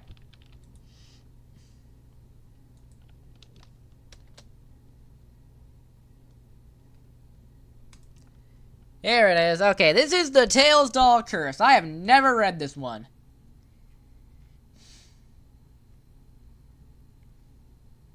The fuck?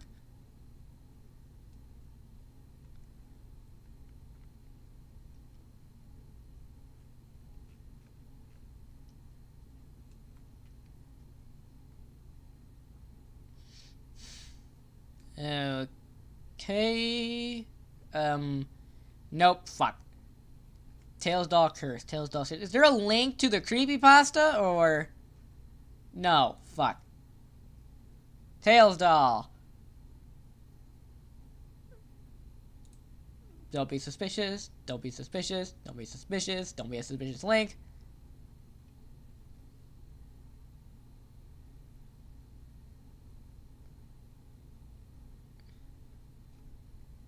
No. Okay. Fuck. The fuck is this? Oh, it got moved to the troll pasta wiki. Okay, well that explains it. It got well, apparently this story must be shit. It got moved to the like Sonic.exe. It got moved to the troll pasta wiki. I might have to move it a tad to the left. Fuck.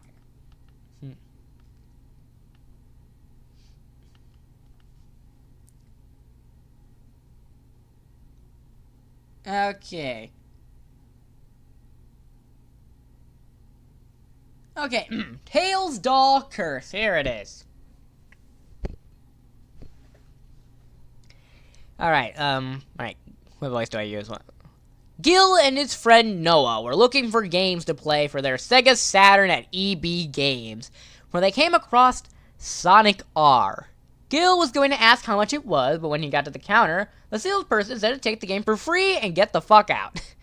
When Noah heard the salesperson say, take the game with you, he dropped the game he was looking at and ran over to Gil. Did he say, wait a minute, no. Hey, I don't know if my friend Noah if it was in the chat, but if you are, you're in this creepypasta. Did he say we could have that game for free? He asked. Gil was going to shake his head no, and the salesperson said yes. Noah grabbed Gil by the arm and in the game and pulled him out of the store and to his house. That was the sentence I just said. When they got to Noah's house, Noah got his Sega Saturn and Sonic R and put the game in. When they started, they didn't see Sonic or Knuckles. They only saw what looked like Tails. Noah thought it was just a glitch or that someone hacked it, but Gil knew it was more than just a glitch or a hacked game. Much more evil. The first thing they noticed when Noah started the first race was that the track was full of dark red and black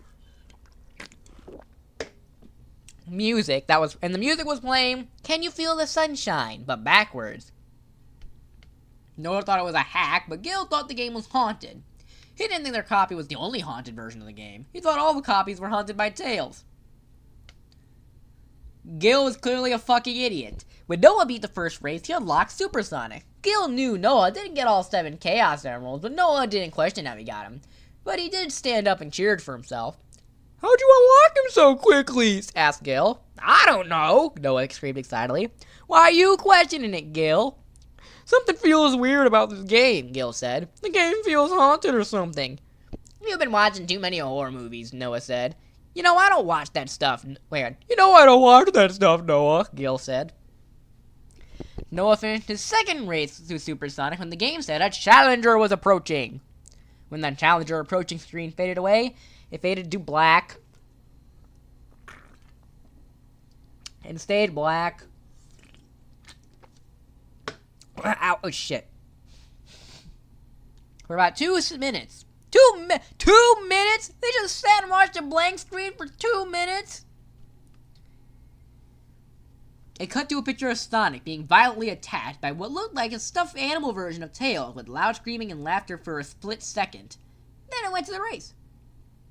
When the race Sonic, Super Sonic was standing on the track by himself. After the ready, set, go was said, Super Sonic started to move by himself. Gil looked over to Noah and saw his hands weren't on the controller. As soon as Super Sonic crossed the finish line, Noah could control him, and what looked like Tails was right behind him. When Super Sonic and Tails crossed the finish line, it looked like Tails won, but it said Super Sonic won. And that's when they unlocked the Tails doll and the Tails doll curse. Say that again? Fucking, what are we? Some kind of Tails doll squad? For the fucking... Clearly you've never made an omelet, Sonic. When this happened, Noah and Gil both looked very confused. Is that a letter? Noah asked Gil, and all Gil could do was nod his head. He went to play Tails doll, and the letter opened up. Whatever you do, don't read that letter. Gil warned Noah, but Noah didn't listen and read anyway. What it read was, "Can you feel the sunshine's lyrics backward?" What is "Can you feel the sunshine"? Hang on. Selected. Oh, motherfucker. March Madness bullshit. Okay. Can you feel the sunshine? Sonic.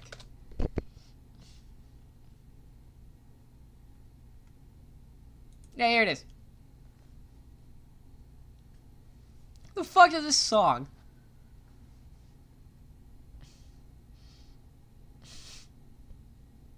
Fuck, my nose is getting all clogged for the fucking allergies. I hate spring.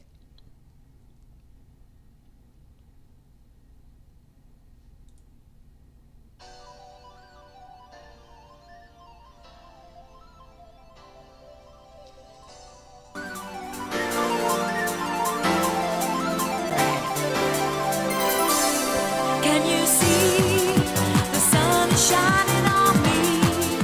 It makes me feel so free, so alive. It makes me want to survive. And the sky, it makes me feel so high. The bad times pass me by. 'Cause today, it's gonna be our bright This is a fucking bop! Can you feel the sunshine? Does it brighten up your day? Don't you feel sometimes you just need to run away? Reach out for the sunshine. What the fuck? This is fucking awesome! Just think about the good times, and they will come back again.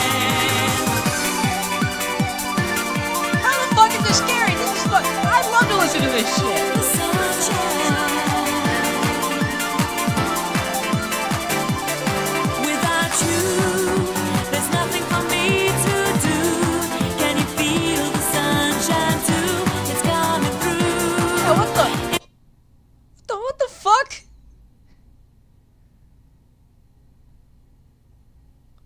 How the fuck is that scary?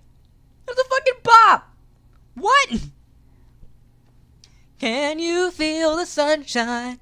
Does it brighten up your day? That was, goddamn, now that's stuck in my head, alright. When Noah was done, the TV started to vibrate. Noah took a hammer and what the, wait, what the fuck? Noah took a hammer and started to hit the TV with it.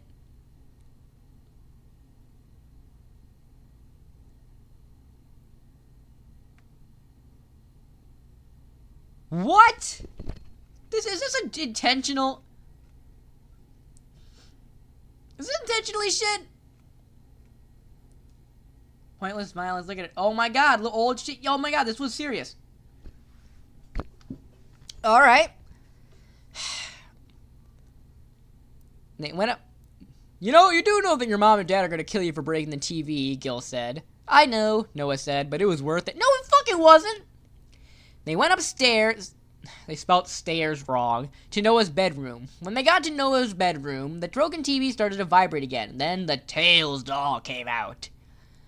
Noah and Gil were playing a different game because of what happened. They were playing Sonic Adventure 2 on the Sega Dreamcast when the doorbell rang. Noah and Gil went to answer the door, but when they opened it, no one was there. Noah closed the door when the doorbell rang again. Noah opened the door, and no one was there. He closed the door, but he kept his hands on the doorknob. The doorbell rang again, and Noah opened the door as fast as he could, but nobody was there. The only thing there was the Tails doll. It was already in the goddamn house. Why the fuck you need to go out ditching this dick? Noah brought it inside and washed what looked like blood off of it in the kitchen sink. When he washed the blood, he sat it up in front of a couple of dishes to dry and went upstairs. That's when the Tails doll stood up and flew off into the counter and onto the floor. He then walked up to the stairs and he flew up to them and went to Noah's room. Gil then felt like they were both being watched by something evil. Hey Noah, do you feel like we're being watched? Gil asked Noah. You sure you don't watch horror movies? Noah asked Gil. I don't know if you can see it. It does say horror. Oh fuck! It does say horror moves over here. Of course. Is this intent? This has to be intentional shit, right? I'm died. Pointless. No, it doesn't look like it.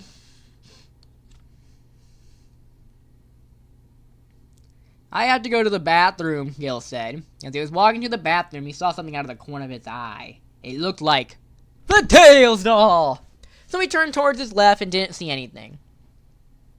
He looked to his right and didn't see anything. He thought it was his imagination and went to the bathroom. When he was going back to the bedroom, he saw something move, so he went to go see what it was. He saw something move again, and he walked towards it. Then he saw the Tails doll and walked over it to pick it up. When he brought it up, he showed Noah. Noah asked Gil, "Where'd you find it?" "I found it by the stairs," Gil said. "I thought I left it in the kitchen." "Here, let's play Sonic R again," Noah said. "Don't you remember what happened?" Gil said. "Yeah, so?" Noah said. "So, do you want to kill your TV too?" Gil said. "That was an accident," Noah said as he put the game in the Sega Saturn. He played the tag team game as the Tails doll, and as soon as he tagged the last person, the Tails doll that was in the room came to life. Noah and Gil stood up and walked towards the door. Noah opened it, and they both ran as fast as they could down the stairs to the front door, when the Tails doll fell in front of them and killed Noah with razor-sharp claws. This made Gil very angry, so he grabbed a baseball bat to start swinging at the... No, not swinging. He started swing at the Tails doll. Each hit missing. He swung it one last time before the Tails doll caught it and broke it. Gil then stepped on its head and ran to the kitchen to get a kitchen knife and swung at the doll. Dude, it's a fucking doll! Tails doll went back to upstairs TV. The police then came to the house because the neighbors said they heard a lot of noise coming from Noah's house, but when they got there, Noah and Gil were both upstairs in Noah's bedroom. They took the Sega Saturn to the station, and his partner said they could find no murder weapon. Ooh! Well, that was a load of shit. What the fuck? I'm assuming this was written by, like, a little kid or some shit. There's no...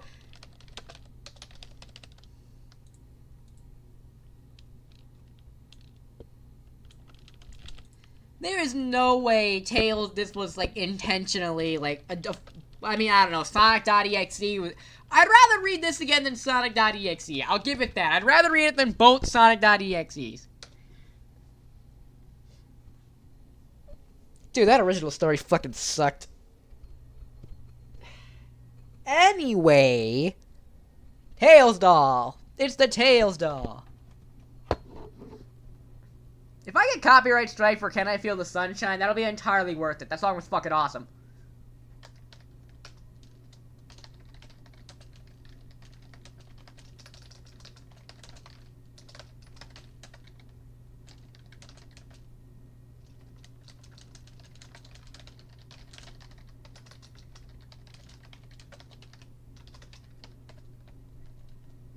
Just not that scary of a concept.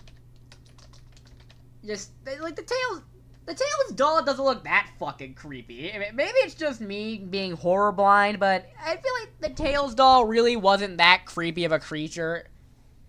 Just looking at it, like, I feel like there's a lot worse low-poly models you could be freaked out at. Like, why not do one of, like, the eel from Mario 64 or some shit? You get what I'm saying?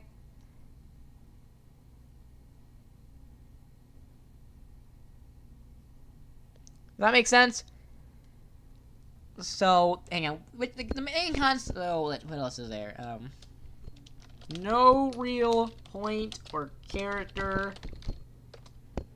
Yeah, this is just written by a bunch of... This had to have been written by, like, a kid who wanted to make their own I mean, I guess it worked out. I mean, he ended up making one of the most popular creepypasta characters with Tails doll, but, like...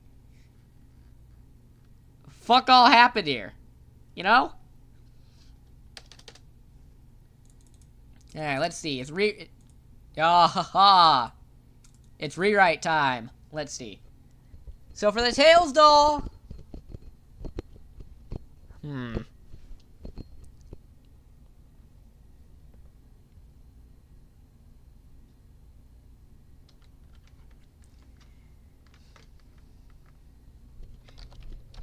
So it's based on the creepiness of low polygonal Well, I feel like this idea was, like, already done well with, like, Ben Drowned and shit. I'm trying to what would make, like, a good remake of Tails doll for this to work? Let's see. I'm trying to think, like, what the fuck would happen here? So, two kids, they get Sonic R. Tails doll tries to kill them. I mean, at least they try to fight back at the very least.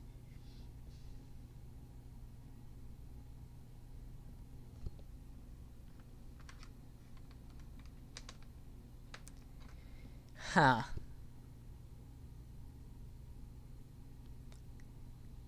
This is a tough one.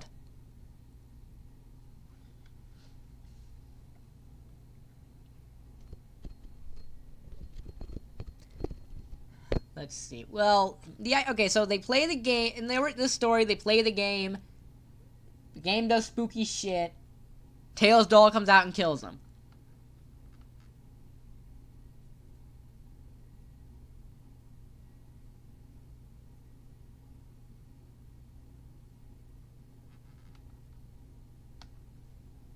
Okay, well, alright.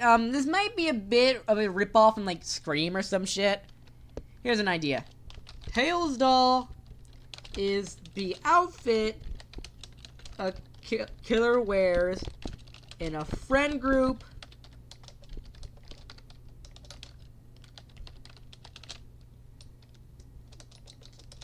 that plays video games. That seems more interesting of an idea than just, oh, the Tails doll pops out and shit. A guy dressing up in that creepy-ass costume and like a low-poly costume like that sounds much more interesting than just that. And plus, it makes the idea of them actually fighting back work a lot better. So, let's see. It starts off with them in a game store. What is EB World, it said? What is EB World? EB Games, otherwise known as Electronic Boutique, EBX, or EB World, was a computer video game retailer in 1977. Defunct in the United States and Canada, but operates in New Zealand and Australia. Oh, fuck that. Sold on the name Games and Gadgets. Breakup fee. Unified company. GameStop merger.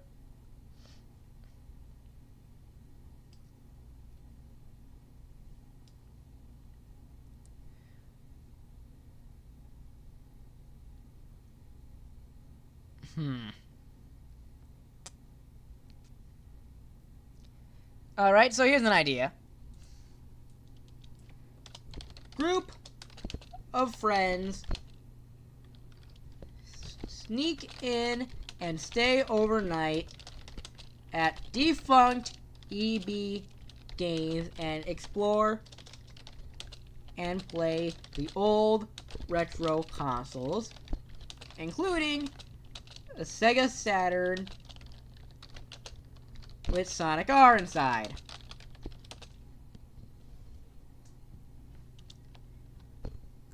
And I mean, this feels just like a slasher movie concept more than like a creepypasta. And that's my problem with Tails dolls. It feels really generic. It's just spooky ass doll looking shit and does basically fuck all. So I guess here we're just gonna have like so doll is not a not inherently supernatural thing.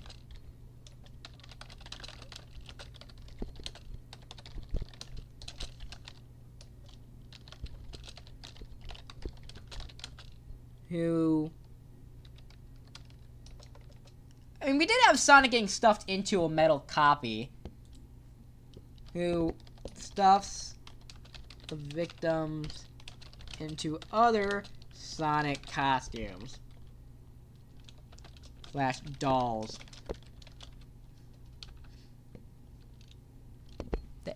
That's the best idea I've got for Tails doll. There's really nothing I can really do to it to add to the original concept because it's just spooky shit comes out of video games. You know what I mean? This idea at the very least sounds unique, like people staying at a defunct game store, but like when there's a killer who like dresses up as the defunct games and consoles and shit. Maybe a fun allegory for like the death of video game systems and whatnot. But that's all I really got for this. Tails doll is just not interesting. I'm sorry that it affects a lot of you people. I don't know if you Tails doll fans, like the Tails heads or some shit.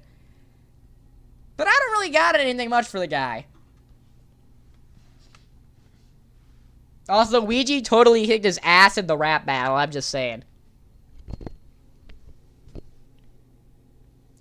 Alright, so, it's about the time that we ended the stream last time. Do we have any other ideas?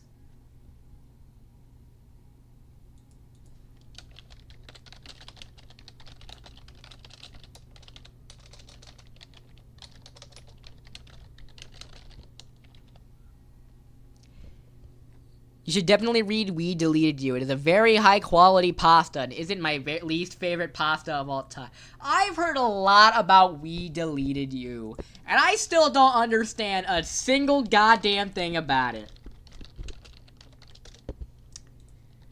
We Deleted You. Dude, they totally should call if they do a sequel, they should call it We Deleted You. Like the Wii U. They should totally do this shit for if they do a sequel.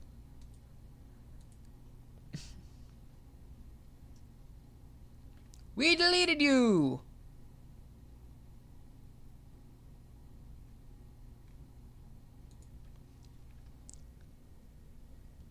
Alright, this is it. Credits transcript.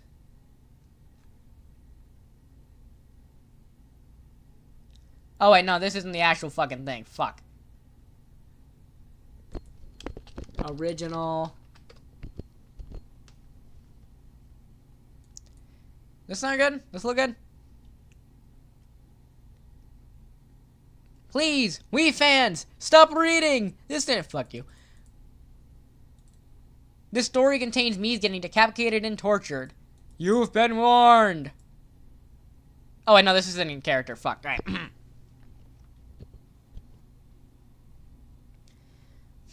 Alrighty.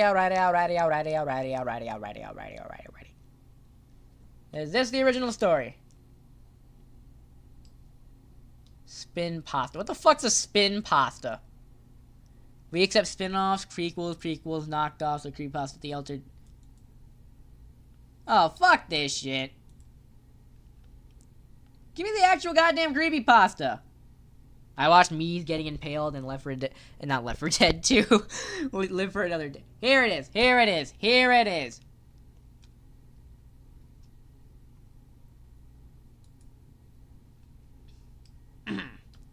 We deleted you! Soldier boy, I get it. Whoa, where it is. I got a Wii on my 7th birthday on November 28, 2006. 9 days after the Wii was released. I still remember the moment when my dad gave me the present and I quickly whipped it open. Wow! Wow, Wii! A Wii! Thanks, Dad! I exclaimed in happiness. After that, I begged my dad to help me set it up. When he was done, he finally helped me set up the Wii in the living room. What surprised me about the Wii is the controller, because it reminded me so much of a TV remote. After my dad set it up, he left me to play. I was going to play Wii Sports, but then something caught my eye. The Me channel. So I opened that up instead. But when I got to the me channel, there was a single me. I clicked on him, and I found the me's name was Edeled. Edeled? Edeled? Edeled. I'm calling him Edeled. Edeled.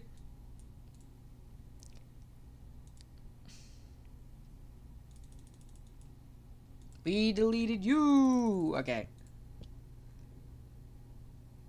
What? Alright. Oh, I feel like the name Edeled is too on the nose.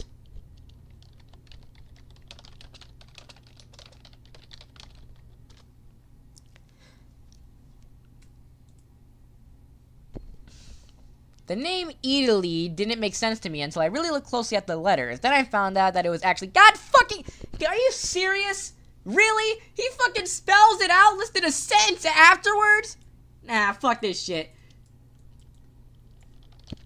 2 on the nose. There we go. Really? I didn't even get a chance, motherfucker. I didn't... Hang on. Oop.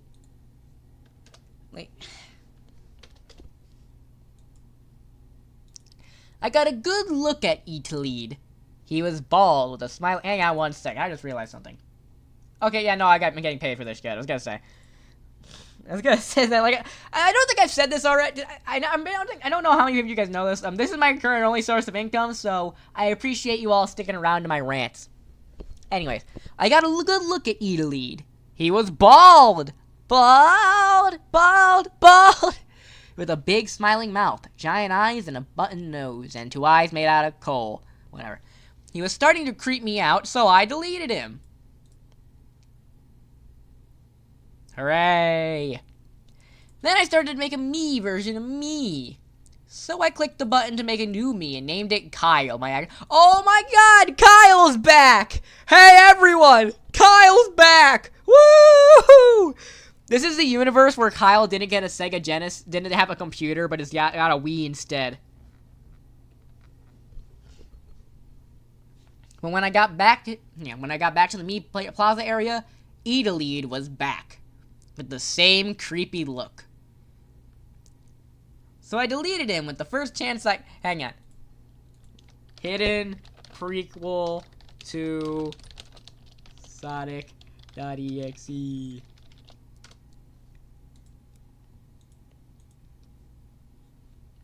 Also, I love that this implies that, like, hang on, so he was 7, so 5 years later, then, like, I love how this would also imply that Kyle and shit would be, like, what, like in middle school, in the events of Sonic.exe 1.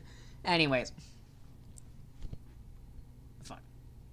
So I deleted him with the first chance I got. I was a little creeped out, but I decided to forget all about it and play Wii Sports. I liked Wii Sports, because it was a compilation of 5 sports. Tennis, baseball, bowling, fucking pointless asides about the game. Not even about the game, about jack shit. Because we know what the fuck Wii Sports is. Wii Sports is the 5th best-selling game of all time. What the fuck do you mean? Oh, the fucking... Did you know there's 5 sports? It's like one of those fucking TikTok shorts. Did you know that these 5 sports in Wii Sports, in the Nintendo game, Wii Sports, there are 5 sports. Baseball, bowling, golf, boxing, tennis. Don't find the sound or some shit. I'm a fucking TikToker. I don't get shit. I decided to play bowling because it was my favorite sport. They spell favorite wrong? Is this how you spell favorite in like the EU or some shit?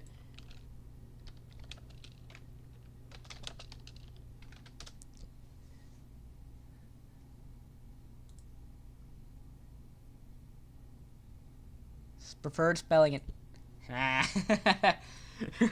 Writer is British.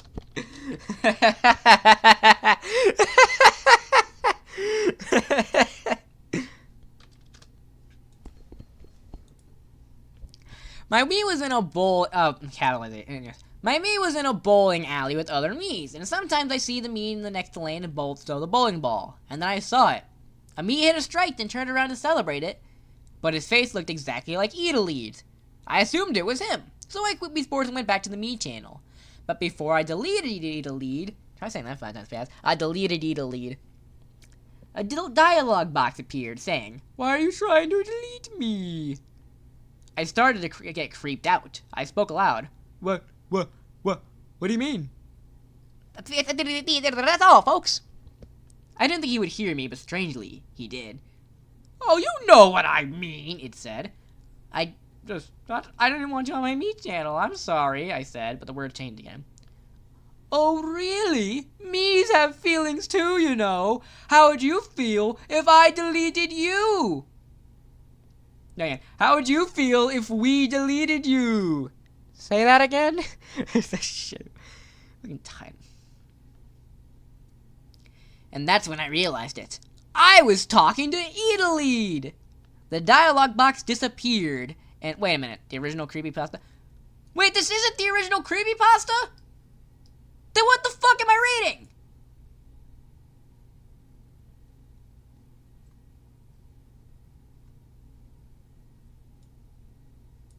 Okay, no, this is the original, this is just the original post, okay.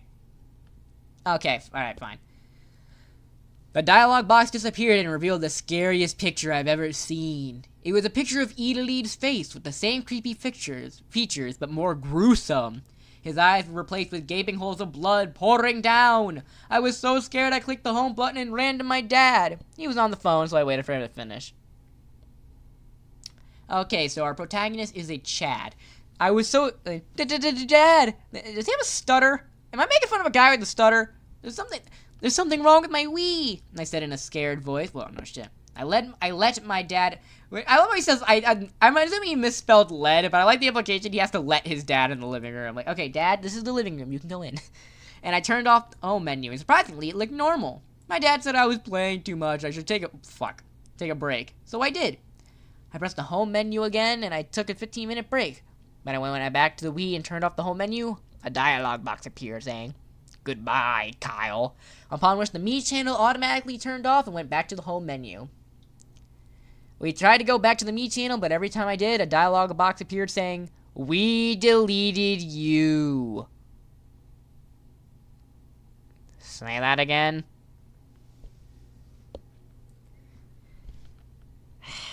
I was fucking joking! I was joking! God fucking damn it!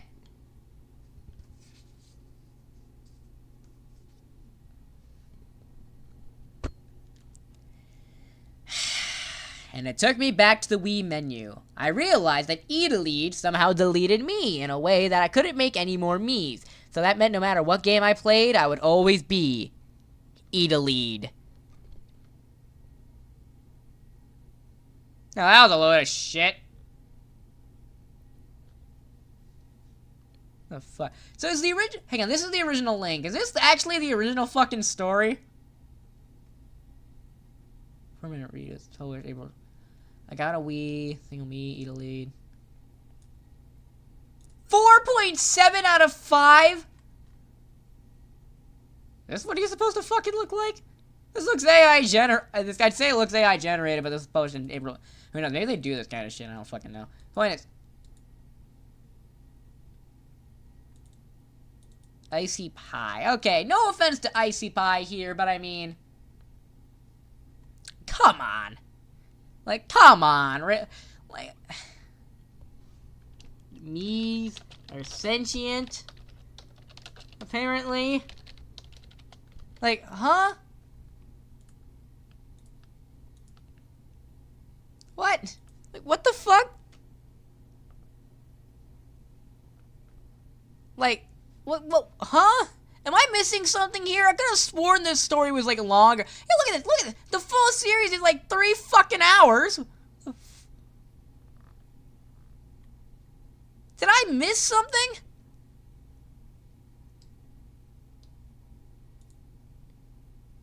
No, you're me. We deleted. There's a creepypasta story about a me named Idlead possessed by a spirited Nintendo worker named Henry. Who the fuck is Henry? It was followed up by a sequel, Sam's Story, in 2018. Created fan-offs and fan art, like no shit. There's more parts to this, if I recall correctly. Yeah, I was gonna say, there's no fucking way!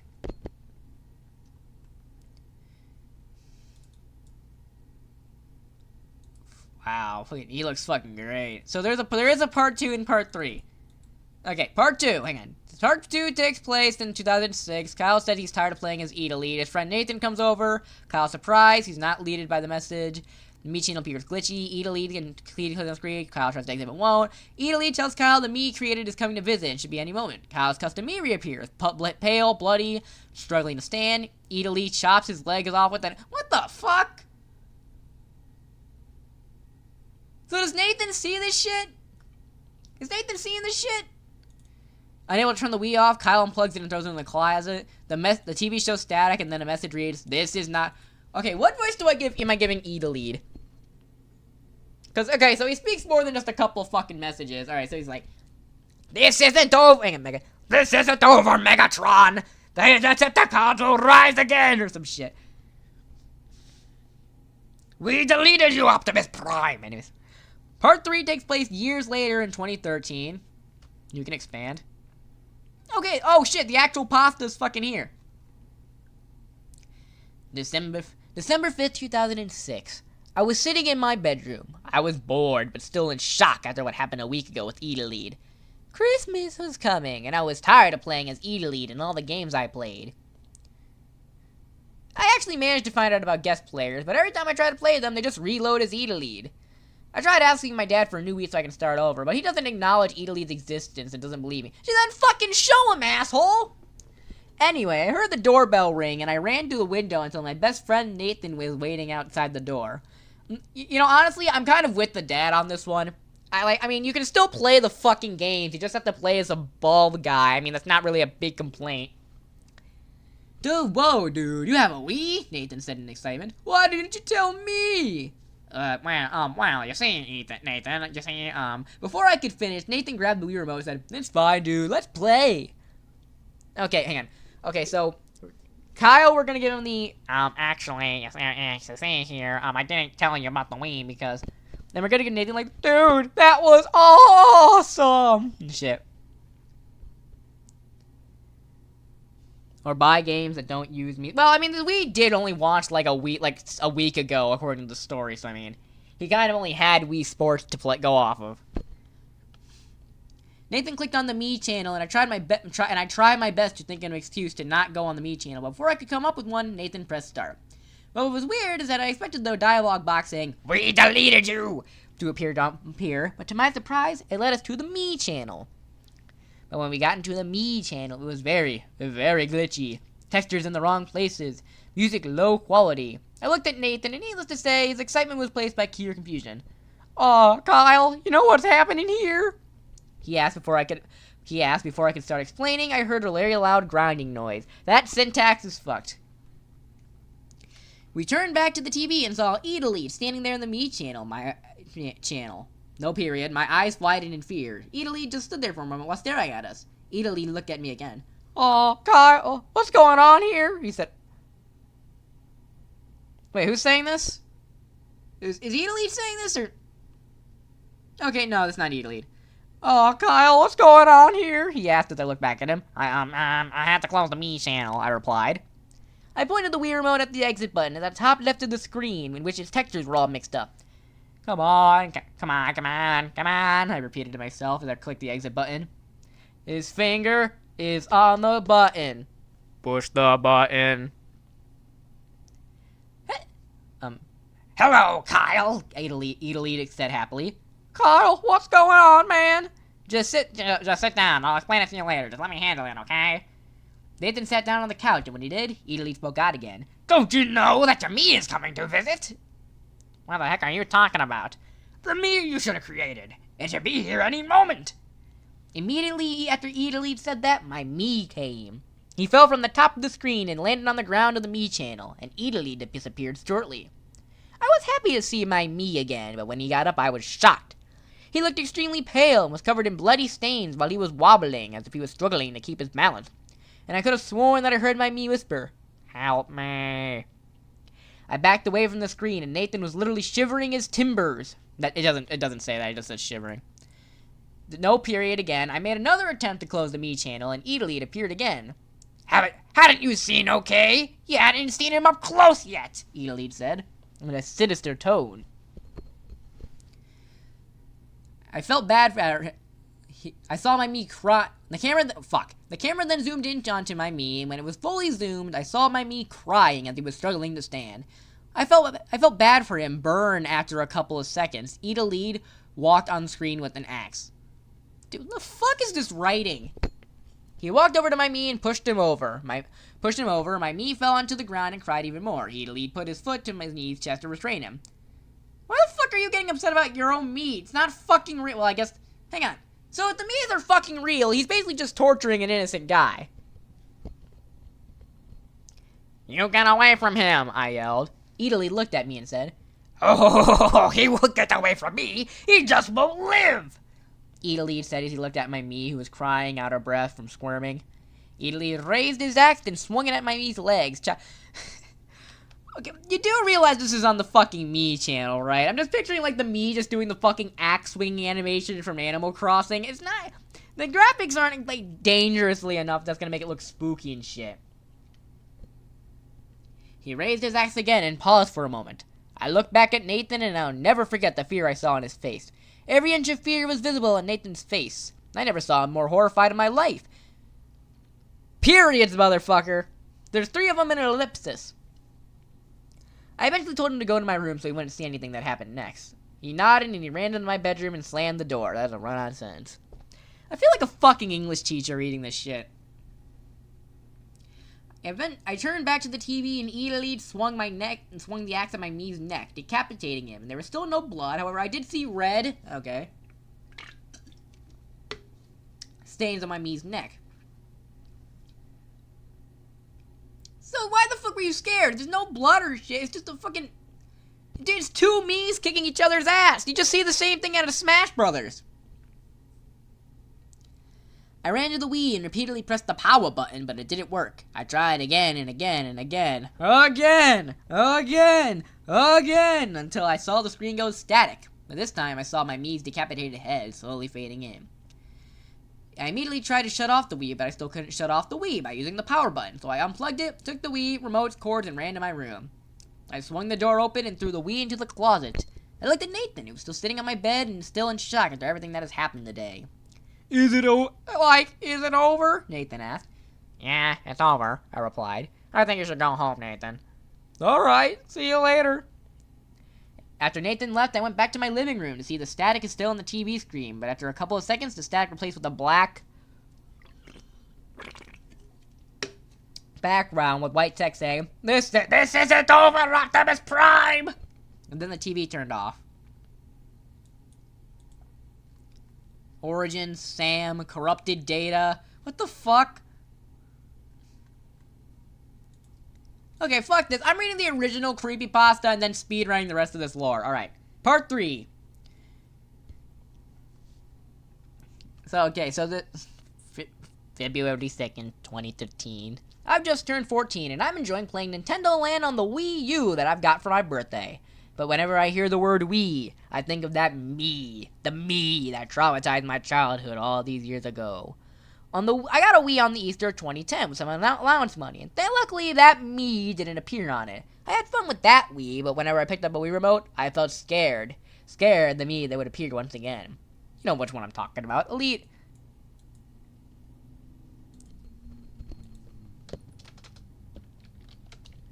Protagonist.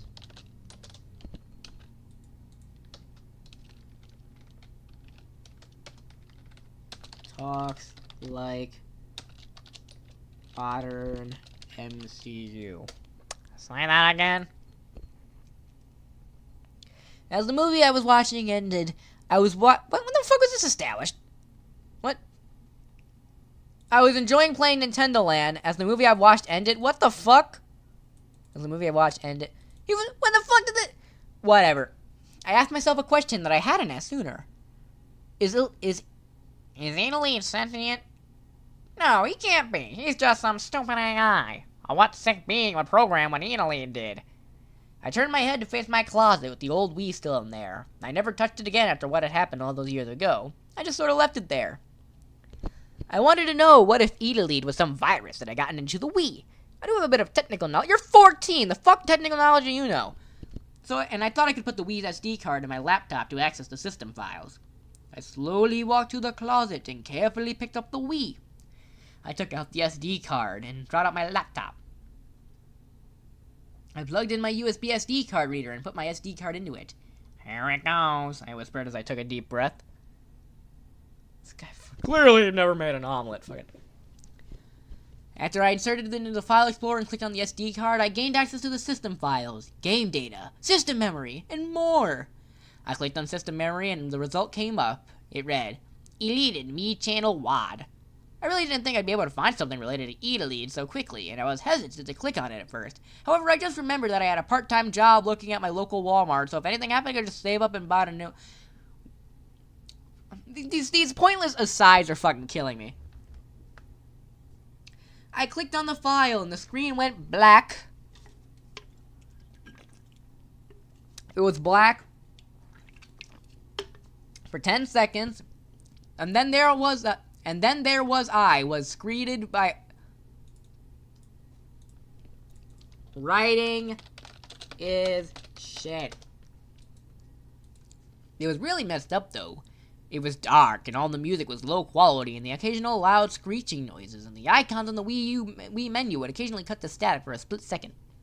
The hand though, which I controlled using my mouse, was just E-Delete's face. I stared at the screen for a while. I wanted to leave, but I also wanted to find out the mystery of the me that traumatized me as a child. So I continued. Bro thinks he's an anime protagonist. I clicked on the Me channel and pressed start, and I was taken to the Me channel. It was just a black screen with all 5 icons on the side and nothing else. E-Delete then appeared on screen. Oh, you came back, E-Delete spoke. Yeah, I did. Fuck you. I always thought you'd come back someday, E-Delete replied. Then use me! No, I'm kidding. Delete me! Wait, why? I questioned. I need to show you something. Okay. This fucking dialogue is great, guys. I picked up E-Delete and dragged him to the delete icon. I breathed heavily as I chose to delete him. I was taken back to my laptop, but I was confused when I saw a file named deleted.mp4. Motherfucker, Sonic.exe ass fucking title. I clicked on the file and a video opened. They were static for a while, and then they cut to a hallway with hospital beds lined up next to each other. Each bed had a me lying down, hooked to life support machines, and you could clearly hear the sound, beeping sounds of machines, and you can hear the moan to... What the fuck? The fuck?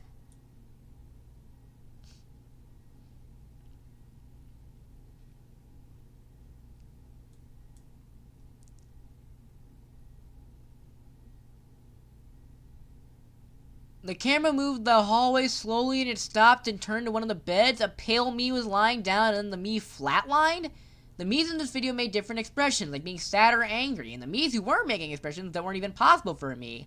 One was full-blown crying. The screen cut to static for a long while. At least it wasn't like, it cut to static for 15 seconds or some shit. Static was on screen for a minute and a half. Son of a bitch! I just gave you props! I just gave you props! You motherfucker!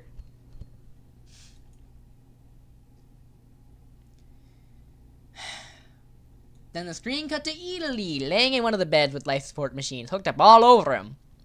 I was shocked when I saw this, because E-Delete wasn't making his normal creepy expression, he was making a sad one. But then E-Delete looked at the camera and spoke out. Do you see? Do you know why I don't want to be deleted? I tried to warn you. Whenever a me gets deleted, they get sentenced here, where they are doomed because the creators deleted them. These life support machines are the only thing here to keep us alive for what time we have.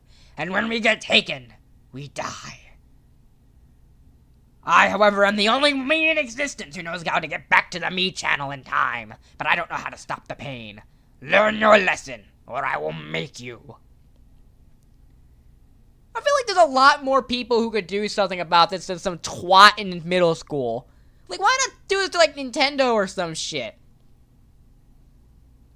After E-Delete wasn't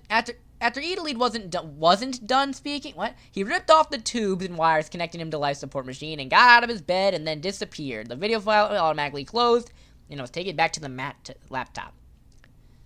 I was frozen, to say the least. My brain was trying to comprehend what just happened. What was this hallway? What was E-Delete trying to teach me? He was teaching you that they're fucking sentient! But I eventually pieced together what was going on in this video, and it took me a while, but I believe I found an answer. You see, a me being deleted is basically the equivalent of being diagnosed with terminal cancer.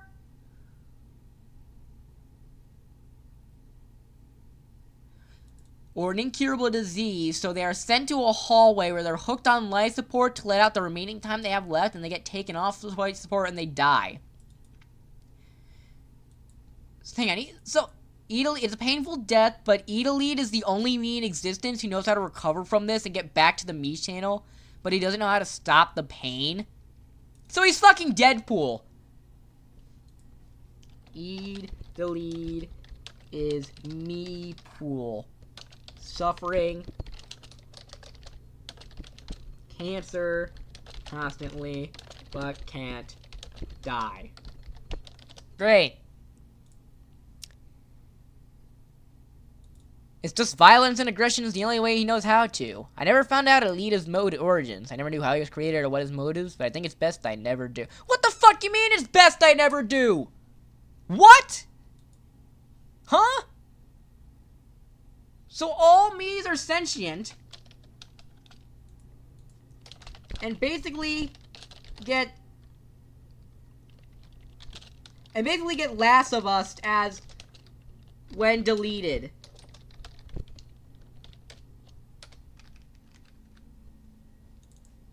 What the fuck?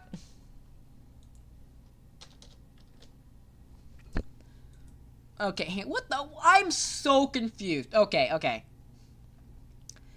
Elite Origins. I'm not reading this full fucking shit. Okay, hang on. The narrator... So, narrated by Icy Pie, the Nintendo of America worker. Elite was once a Nintendo worker named Henry. Henry was subject to rumors. One day he started acting suspicious. Two co-workers are like, hey, what's wrong with Henry? Henry grabs a Wii, wanders to the back office, and suddenly a scream comes from the room. They find him dead. His body dark as if electrocuted.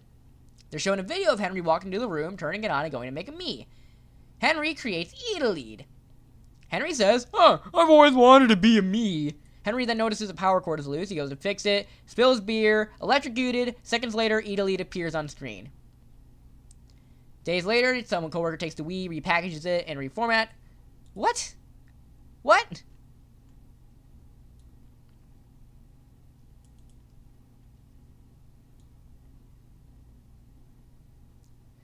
Are you all aware what happened 2 days ago?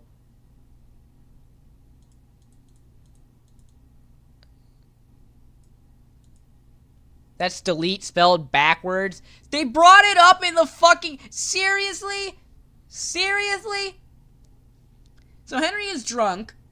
Makes a new me.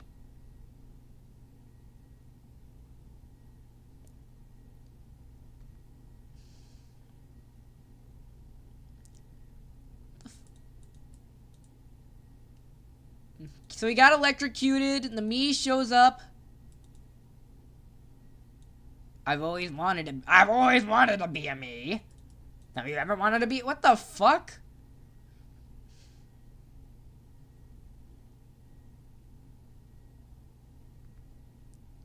Eat a lead?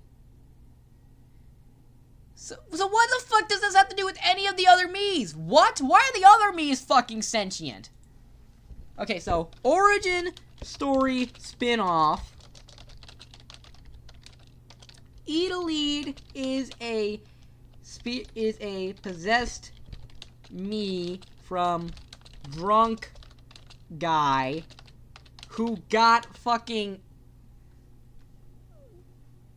Did he spilt soda and got electrocuted? Seriously? That is the most cliche way to get trapped in a video game. Just like, uh-oh, he spilled... Bro got Danny Phantomed.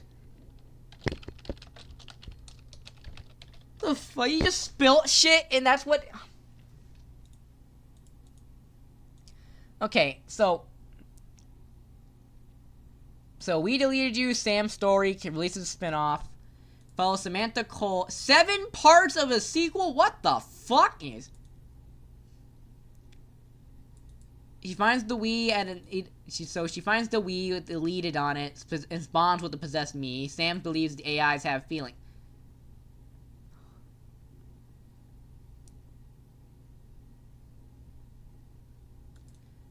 Corrupted Data. Canonical spin-off. Corrupted Data. Sam Story. Austin. Who the fuck is the corrupted me? Who? Who? Huh? What the fuck is this?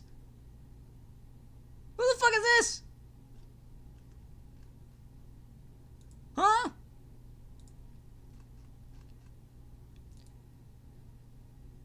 This is We Deleted You sequel. What the fuck?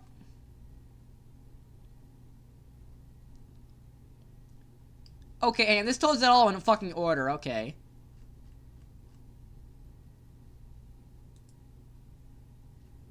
The fuck?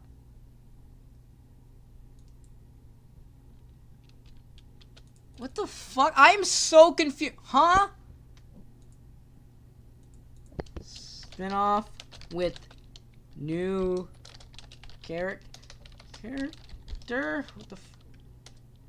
No explanation for why other me's are sentient when not possessed. Now I'm just fucking confused. What? What? Hang on. Who the fuck is... Okay. Who the fuck is Sam?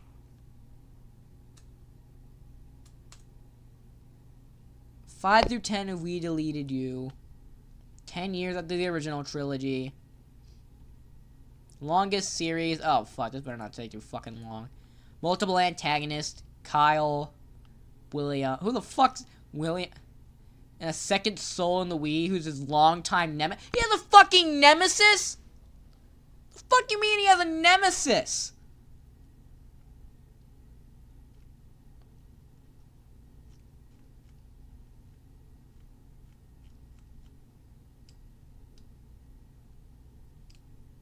What the fuck? What the fuck you mean he has a nemesis?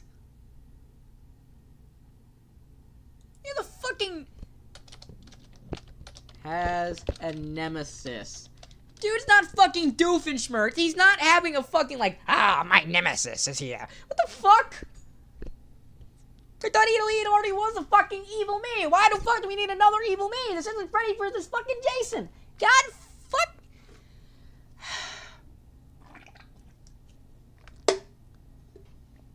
Alright. Fine. So we got a lot to work with. First of all, condense this shit.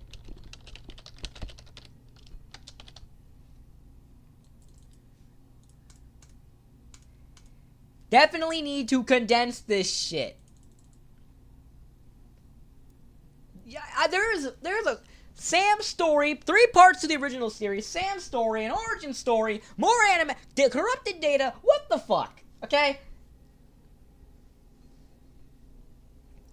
Second of all, hang on, I'm cracking my back. Ow, fuck, it hurt. I felt that. Anyways, point. Alright. Oh, right, hang on. First, condense it. We can tell, if you want to do spin-offs, sure, but there can be more of this with less, okay?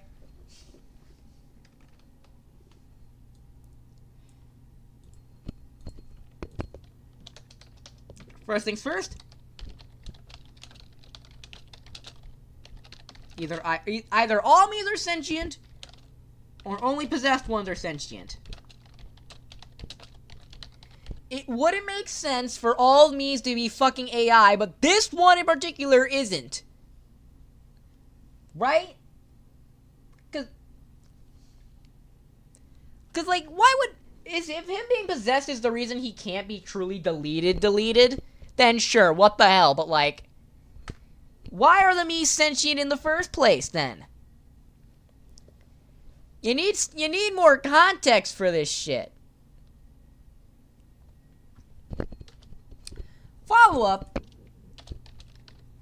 Henry's accident is generic as fuck. He drops beer on an electrical cord connected to the Wii and his molecules get all rearranged. Like, really? Hang on a second. TV tropes. Spilling shit on wires.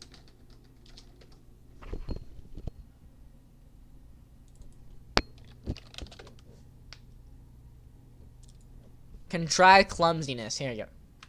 As someone accidentally spills a drink. This is what I'm talking about. This one, drink spill right here. The drink spill. This is a fucking. Look at this. This is literally a fucking TV trope right here. Drink spill. Just spills a drink on the character or herself.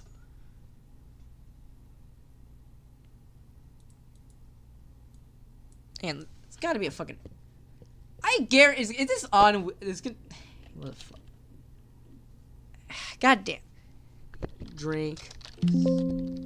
Fuck, I spelled drink wrong.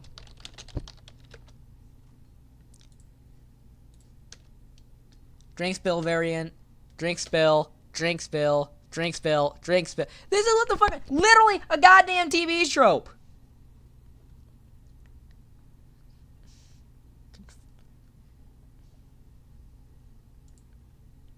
This is literally how they try to defeat fucking Mechagodzilla in Godzilla vs. Kong. Okay, so Henry's accident is generic as fuck and doesn't make sense.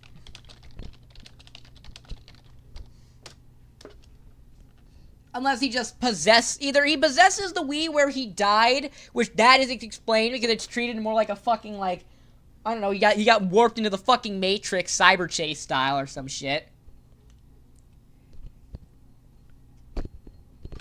Grammar and syntax.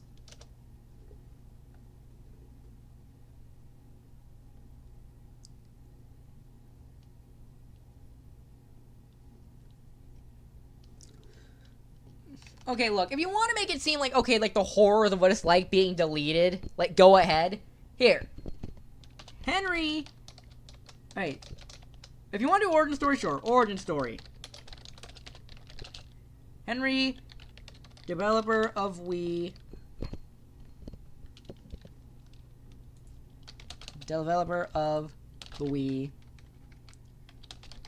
Died before seeing the console come to fruition and wanted nothing more for it to be immersive with its Mii's and motion controls being like, you're really there.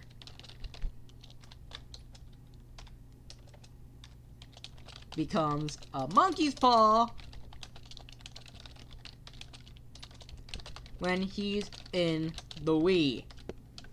From his perspective, should not. Oh yeah. Also, I'm gonna write useless gore here. From his perspective, to not make him look like a drunken moron. There. Actual story. Kid. It can start off mostly the same, albeit with better writing. So yeah, we have Kyle as adult. Or, well, I guess high schooler, if we're going by, like, the, fucking Sam story. High schooling, getting a Wii early on.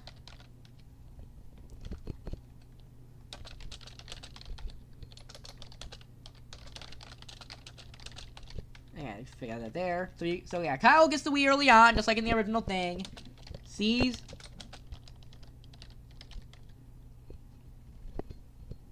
So yeah, he sees Deleted and deletes him in Wii channel. Deleted keeps showing up, and Kyle keeps deleting him. Watch it actually say deleted. Eyelid? How the fuck? No. There.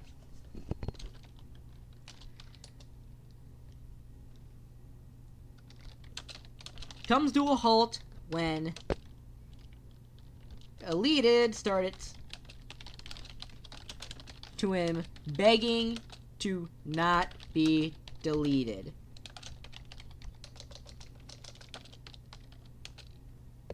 So yeah.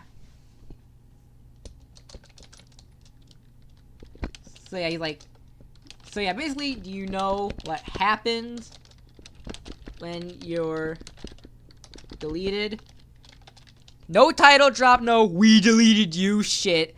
Like, just genuinely him being like, do you know what happened when you deleted? Kyle, as child, doesn't understand. Deleted shows him. So yeah, deleted shows him. Process is painful as fuck.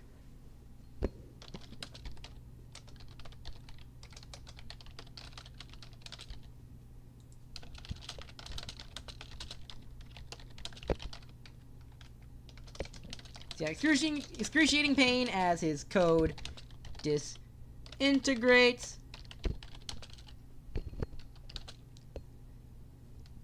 But he always returns, unbeknownst to Kyle, because he's possessing it and can't die. There. So it's basically like, it feels like you're get like a slowly excruciating pain as you're disintegrated, but because Idolide is possessing the goddamn Wii, he fucking can't. He can't fucking die.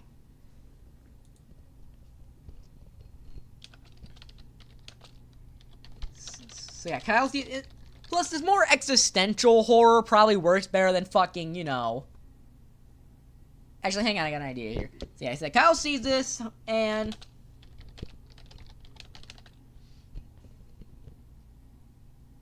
So Kyle sees this and decides to keep the Wii in his closet to save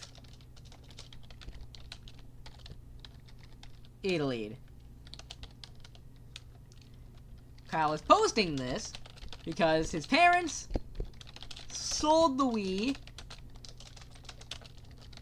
at a garage sale and is hoping whoever bought it finds the post. There.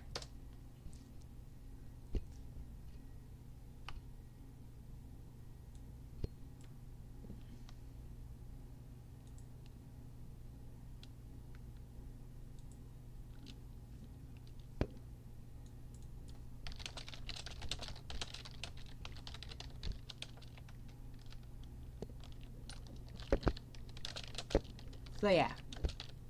Anyways, so here.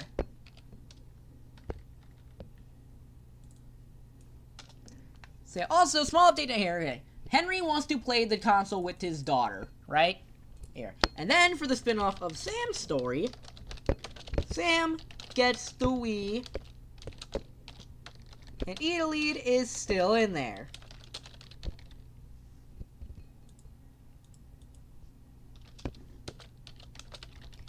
He begs not to be deleted. Sam obliges and tries to play some games with him. To which Idolide reluctantly accepts. Sam tries to research this, comes across Kyle's post, and contacts him. Turns out, Sam is Henry's daughter. There.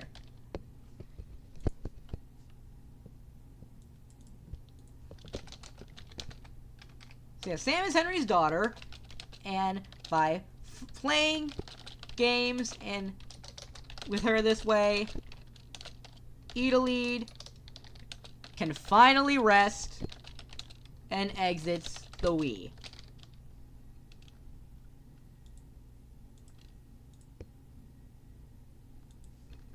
So yeah, there.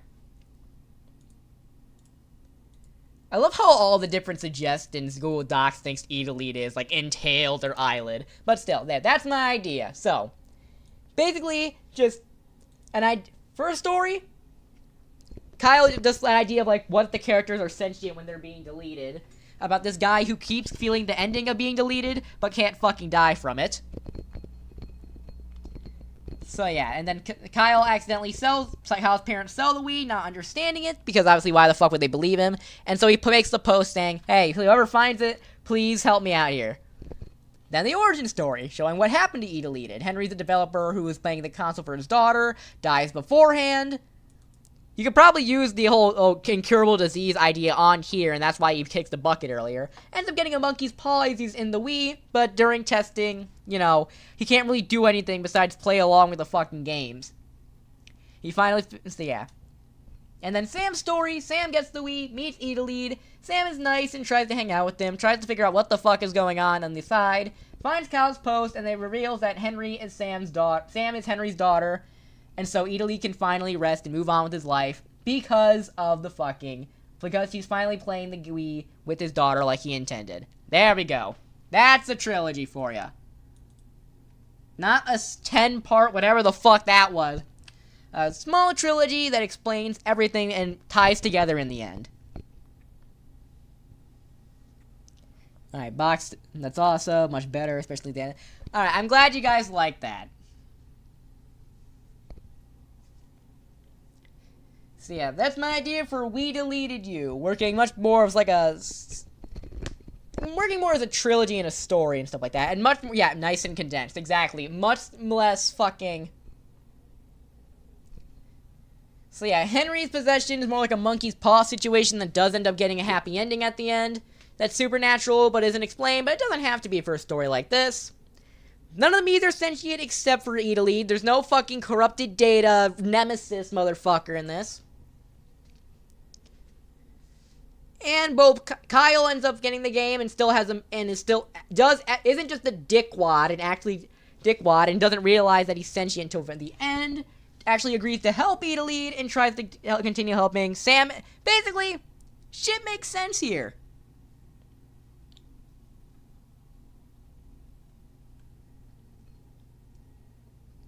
And no fucking name drop. There's no name drop of like, we deleted you or some shit. What would you feel like if I deleted you? He's like, it's treated less like some weird fucking whatever the fuck it was, and more so like, yeah, obviously the code gets deleted and shit. So how would a person who's possessing that feel? It'd feel fucking painful, but since he's possessed, he can't actually be deleted. So it's just nothing but pain. So yeah. So yeah, those are my rewrite ideas. Tails Doll, not particularly proud of this one by virtue of the fact there's not really much you can do with the inherent concept of the Tails Doll is evil. At least out of universe. Like, if you want to do it in universe, I'm sure you can find something. Hell, I'm pretty sure the creepy shit of the Tails Doll became canon at one point. Round 2. And it's fine. I like the idea of X having some backstory where he's like, he knows what he's doing is wrong, but he can't help it. I like the idea of giving him more character than just generic evil motherfucker. We Deleted You, probably the one I'm most proud of with these rewrites. So yeah, those are the 3 we got this time. It's been about 3.5 hours I've been doing this for, so I think I'm going to call it quits there. Alright, I'm glad you all enjoyed it. So yeah, so long, boys. Next stop, Paradise.